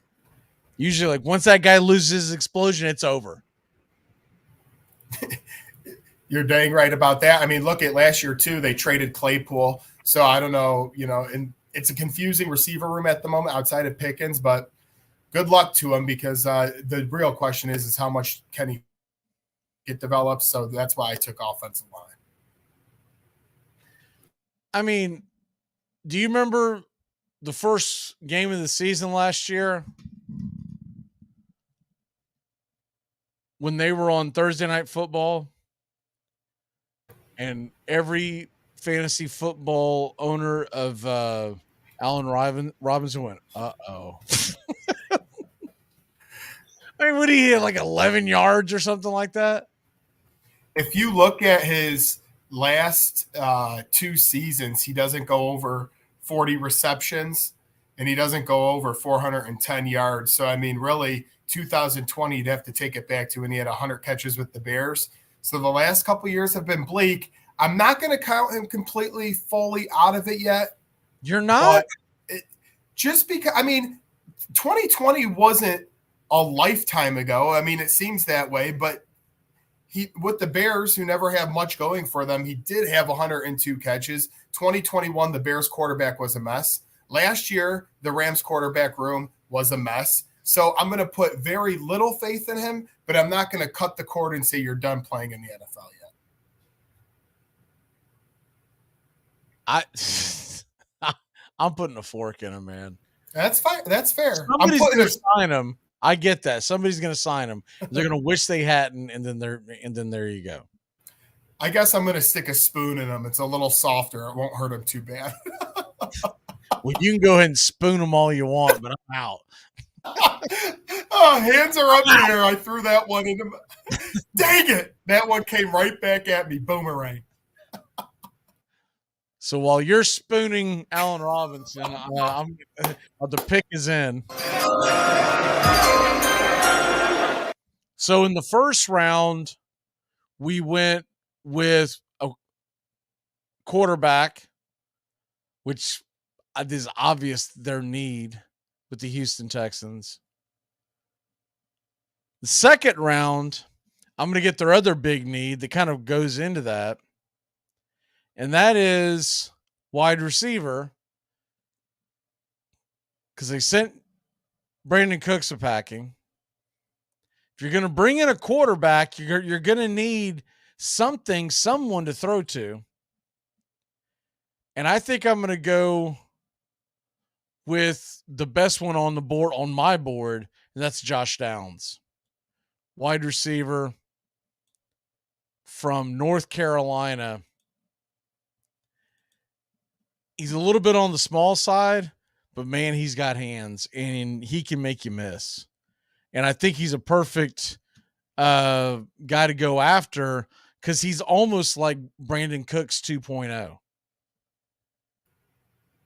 Yeah, it kind of screwed me up when I'm putting that into the chat there. I forgot there was no pick 32 for the first round, so I had pick 33 twice. I corrected that, but I kept getting confused. I'm like, what happened to the 32nd pick of the NFL draft? Well, it's gone. Yeah, the Miami Dolphins got caught cheating, so that's essentially what that was about. That division's pretty good at that between them, New England. Yeah, they are. All right, let's go ahead and switch gears and get into the NHL. Let's do it. Did you catch any games last night? Last night I did not, but tonight I'm going to be tuned in as Tampa Bay plays. So obviously I'll be keeping an eye on them as Tampa Tones always does. And I also am actually intrigued by Winnipeg and Vegas. So last night I kind of focused with the basketball. Tonight I'm taking it to the ice. So, okay, so what's the deal? Does Tampa not let you have the remote at all? Is that why? If and when we're together, if that Tampa Bay Lightning game will be on, it will be on one of the TVs for sure. But I will even say the New York, New Jersey series. I mean, obviously with them being so close and Patrick Kane being there, all these games tonight, I'm finding some interest everywhere on the hockey schedule. So most of the games are on ESPN. One's on TBS. Yeah, I'll tell you what. I watched the Islanders game last night, and even though they lost 2-1, I never felt like that they were in it. I swear, it just never felt like that they were going to put any kind of pressure to get that goal to put them over the top. I'm looking forward to Devils Rangers tonight. I'm going to try to tune into that before the Braves Padres broadcast, which doesn't start till 9:40. So I ought to get pretty darn close to the end of that game because I believe that game starts. Was it 7 or 7:30? 7, yeah. So that's the game that I'm focusing on. And, Rangers, Devils, I mean, I just got a feeling in this one that the Rangers are going to take it. What is your take on that series?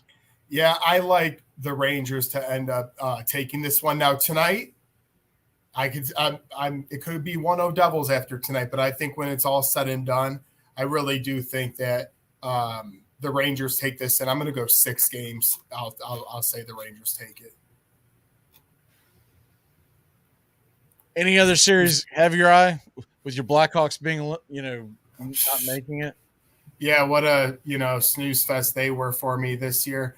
I'm obviously going to keep an eye on the Bruins just because they're the 1 seed now. Do I see them losing anytime soon? No, but it's always good fun to keep an eye to see what they will do. But my favorite other series besides that, I like to take it to Vegas. They were the top seed in their division. They don't have the easiest of series though, in my opinion, because I haven't watched a ton, but when I've watched hockey this year, the Winnipeg Jets always seem to be one of those tough, feisty teams, one of those teams that you got to scrap with them. They're not going to be the fastest on the ice, but they're going to be scrappy. So a lot of people are probably taking the Golden Knights to easily move on. I would not be surprised. I got that sneaky feeling on the Jets, like I similarly did with the Clippers, who did pretty good game one. I got a sneaky feeling with the Jets in that series. I mean, I think another team that's kind of being slept on, because we were talking about the odds on this yesterday. The Avalanche are heavy favorites against the Kraken. The Kraken are not necessarily a pushover. Not at all. I don't understand. This is minus 300. And to give you an idea, the Bruins were minus 350 going into last night. So not a big difference in the betting eye on who's going to win between the Bruins series and the Avalanche Kraken series. And that's kind of ridiculous. And like when the odds are always like that, when it's not if it's not the Bruins, I'm always a big believer. Even if it's just a little bit of cheese, put it on that plus, because you never know when that might work out for you. I'm not saying put a big load on it, but hey, give us $5-10. You might that plus 300 plus whatever it ends up being. Not a bad play. I've got the Rangers and the Bruins in a parlay, which will have it'll have an okay little payout. It's a plus 140, I think, somewhere in that neighborhood. Now, I took a couple long shots. I also put the Islanders and Lightning in a parlay, but they were heavy underdogs, so I'm not really expecting that to come through. But I feel good about my chances between Rangers beating the Devils and the Bruins cruising. I actually like those two to meet in the semifinal, so I'm not opposed. All right, let's take our last break. When we come back, we're going to get you set for tonight and talk about some hoops lines and of course Major League Baseball. We're going to give you our locks. We'll be back in a flash here on Braves Country today, 99.1 FM The Key, and Braves Country HD on YouTube.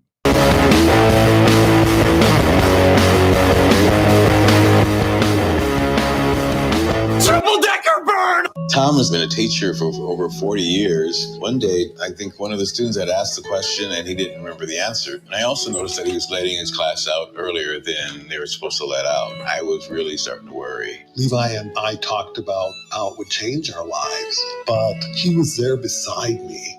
When something feels different, it could be Alzheimer's. Now is the time to talk. Visit alz.org/ourstories to learn more. A message from the Alzheimer's Association and the Ad Council. It's the best in sports and entertainment, and get locked in and locked down with Rhino Radio Penitentiary, 7 a.m. to 10 a.m. with your host, me, Ryan O'Neill, each and every morning, right here with the best in sports and entertainment, all the way from professional sports to college sports to River Dragons hockey and everything in between, including some of the very best local and national guests. It's the Rhino Radio Penitentiary, 7 a.m. to 10 a.m. Monday through Fridays, right here on 99.1 FM WQEE. Hockey season, and that means new merch over at ourdragonsmerch.com. Get the latest designs and some of our fun new souvenirs ahead of what's sure to be a great hockey season. Celebrate another season of River Dragons hockey by getting a new look to wear on game days, or surprise the big-time sports fan in your life with a new keepsake that will make them a River Dragons fan for life. Order online right now at ourdragonsmerch.com. That's the letter R, dragonsmerch.com. We'll see you at the rink. Hey, sports fans. Weekdays, 3 p.m. Eastern to 5 p.m. Eastern. Drive time on WQEE. Braves Country is a Southern sports talk show with Mac Magee and the Armchair Quarterbacks. That's Braves Country with Mac Magee and the Armchair Quarterbacks. Weekdays, 3 p.m. to 5 p.m. right here on WQEE 99.1 FM. Although edited, tonight's thriller contains suspense and violence, which may be unsuitable. Parental discretion is advised. Welcome.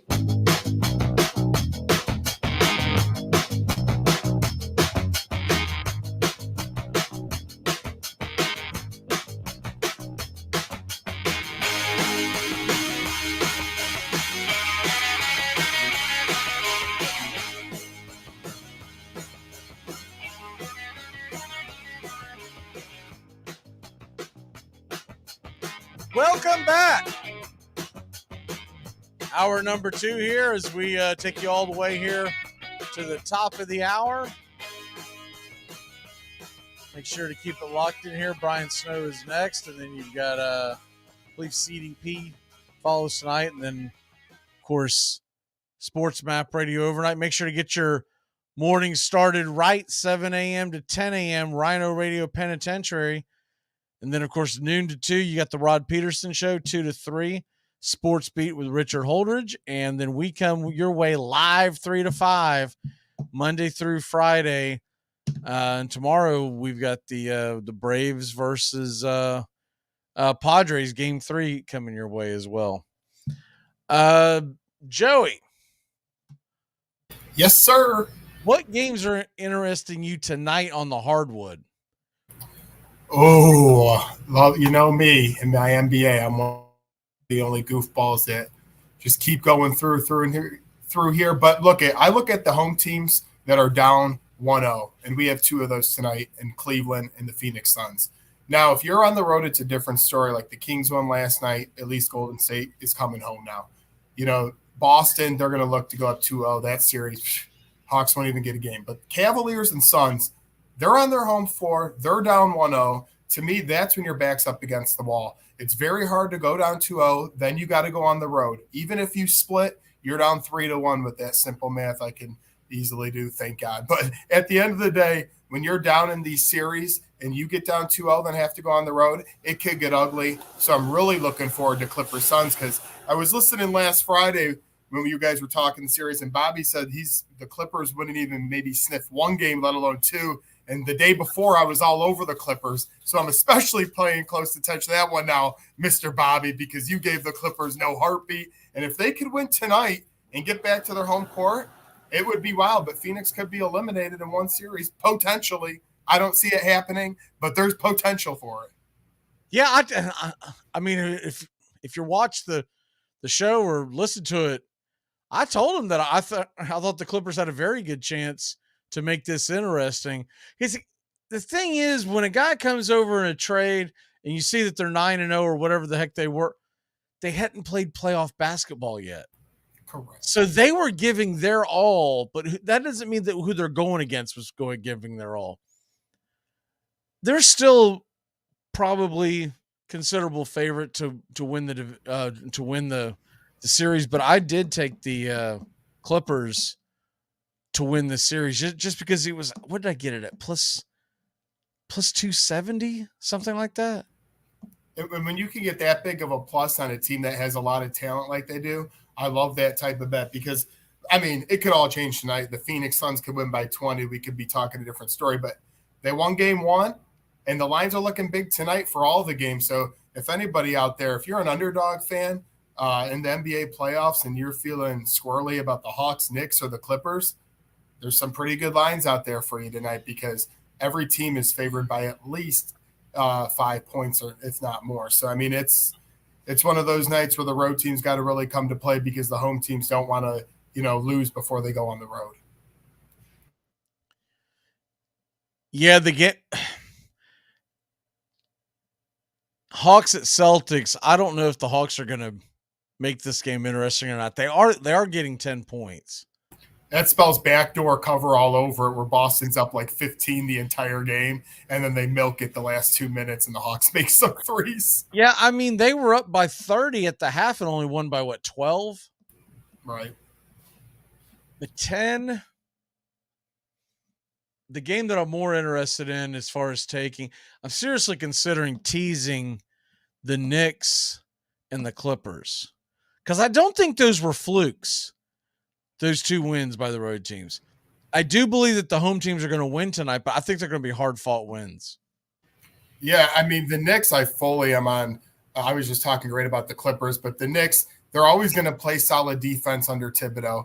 And Brunson, he has that playoff experience from last year when he was with Dallas. I know Donovan Mitchell, but we all know his struggles usually when it comes playoff time. So, to me, the most pressure tonight is easily on the Cavaliers. They're newer blood in the playoffs, and they're on their home court. They don't have the Kevin Durant veteran to lean on. I like Mitchell. I don't love him. So I think they're going to play a little timid tonight. And if the Knicks can come out and get that early lead, it's going to be hard for Cleveland to come back. Any overs, unders that you like in the NBA tonight? Well, I'm going to stick with the game I was actually just talking about, and that is the Knicks and the Cavaliers, because like I said, this is a series where defense is going to be showing up, and I really think that the under, even though it's only, I know everyone's going to be scared by it as a some sites 215, some 214.5, but I think Cleveland's going to come out and shoot the ball terrible tonight, and I think the Knicks are really going to put some clamps on them. So I like the under on that, and then an over I think the Clippers and Suns game tonight is going to go cuckoo land, banana land with scoring on the opposite end. It's a late game, so if you have the energy at 10 o'clock at night for those still in the East Coast wanting to watch some playoff hoops, I think we could get one of those 140 to 135, 135 to 130 games in Phoenix. What about Major League Baseball? Any games got your eye tonight? Well, outside of my own, because obviously I just think the Cubs should kick the keisters off of the off of the A's. My lock, actually, and I'm going to go with the Miami Marlins. They're at minus 106, their money line tonight. I like them to win. I picked up Cabrera for a spot start in fantasy. The Giants' offense is nothing special when you look at it. To me, I'm not saying the Marlins is either, but honestly, the San Francisco Giants. Every time you talk about some spot start in fantasy you picked up, getting creamed. Oh, I admitted on Twitter right when I was wrong. What was his name? Brito? For the Yankees, he gave him like 11 runs and like 2 at bats. It was ridiculous. I texted you because I was trying to enjoy my what was that? That was Thursday. Yeah, that was Thursday. I was trying to enjoy it. I picked up a nice dinner. I came home and I'm like, oh my gosh, 7 runs in the first inning. This is the worst. I was so hard. I flipped over there. It was already 11-0. I was like, what the hell is going on over here? I have many bad locks, but that might have been my worst one of all time as a part of this show. And who was that against? Do you remember? The Twins. I mean, Minnesota. Yeah, Minnesota. They just lit him up. I mean, it wasn't even like a couple errors. No, it was just straight moonshots. Man, I was like, only Joey could jinx this. Because the Yankees have routinely owned the Minnesota Twins for like 20 years.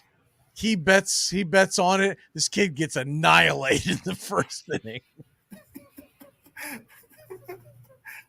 It's just how my luck has gone. I'm really tempted to go the other way on the Marlins. Do it.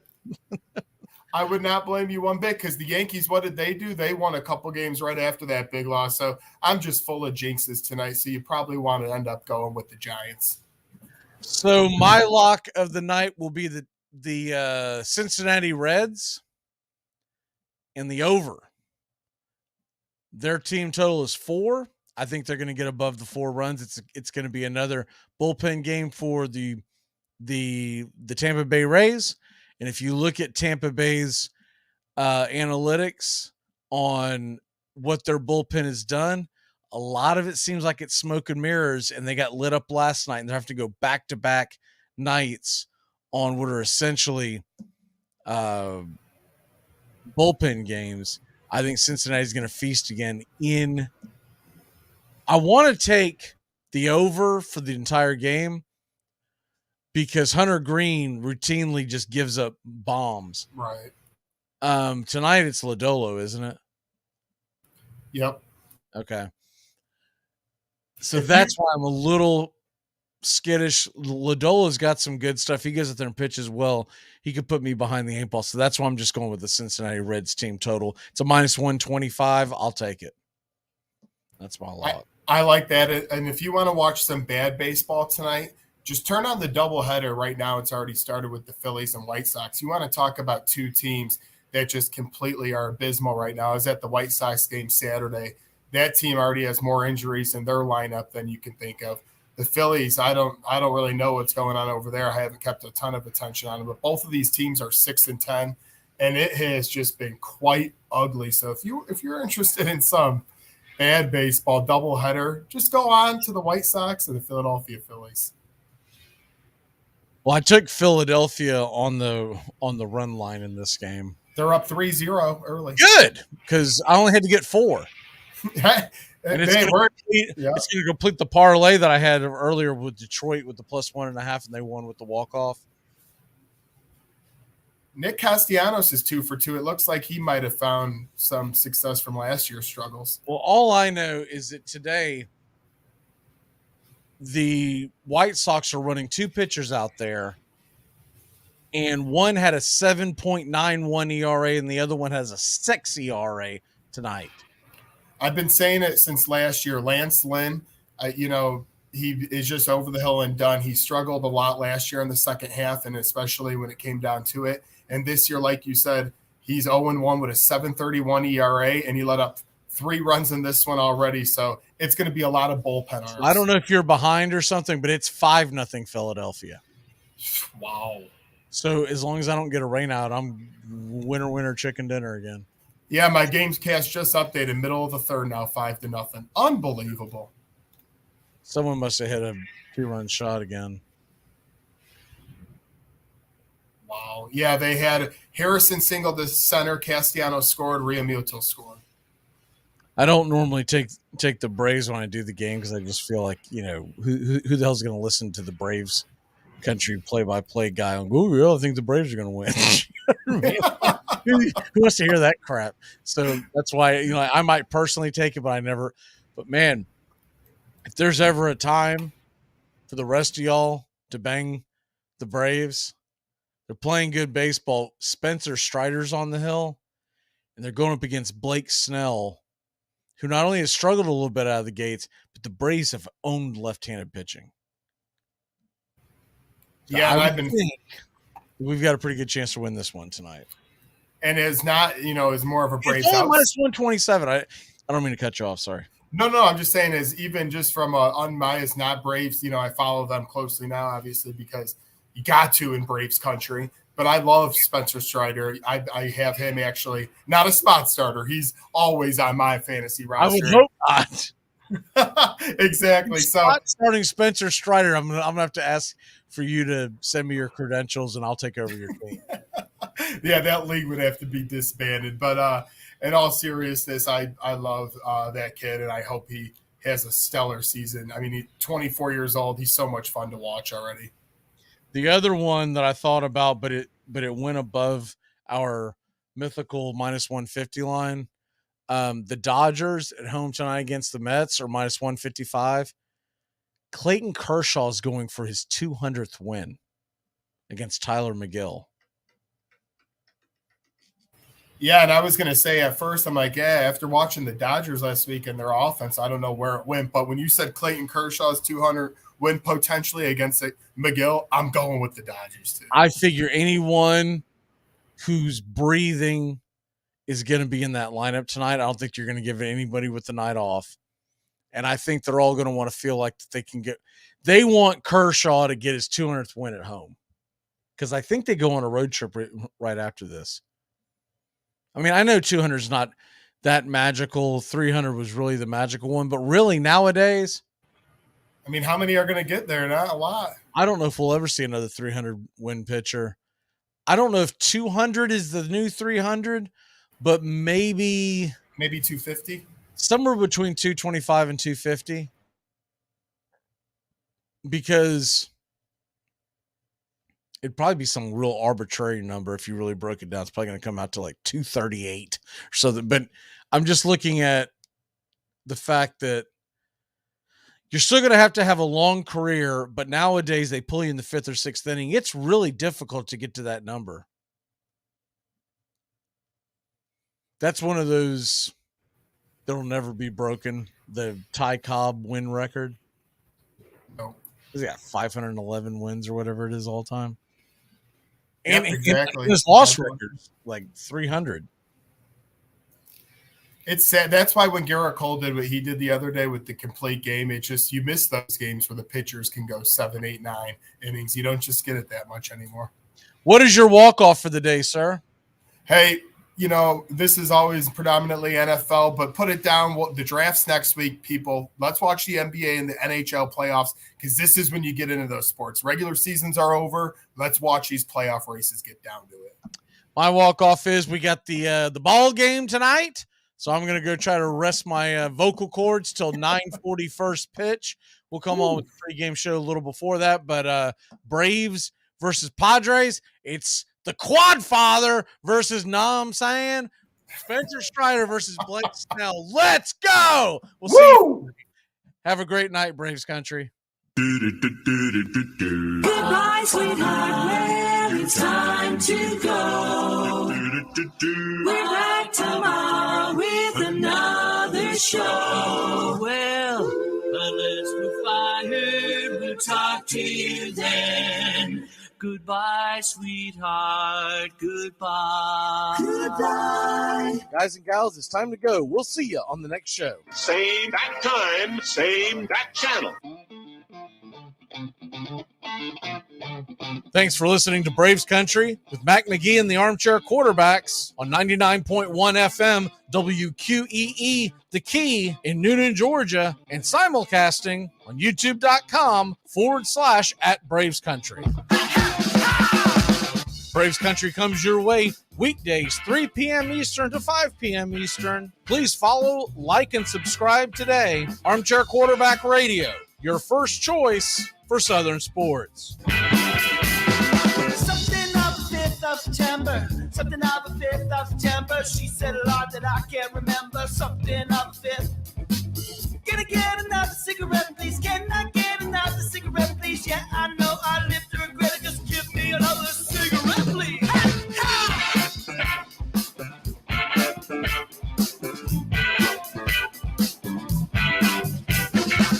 Can I get another cigarette, please? You're listening to WQEE 99.1 FM, The Key in Noonan, Georgia. Braves Country today. We're talking Southern sports.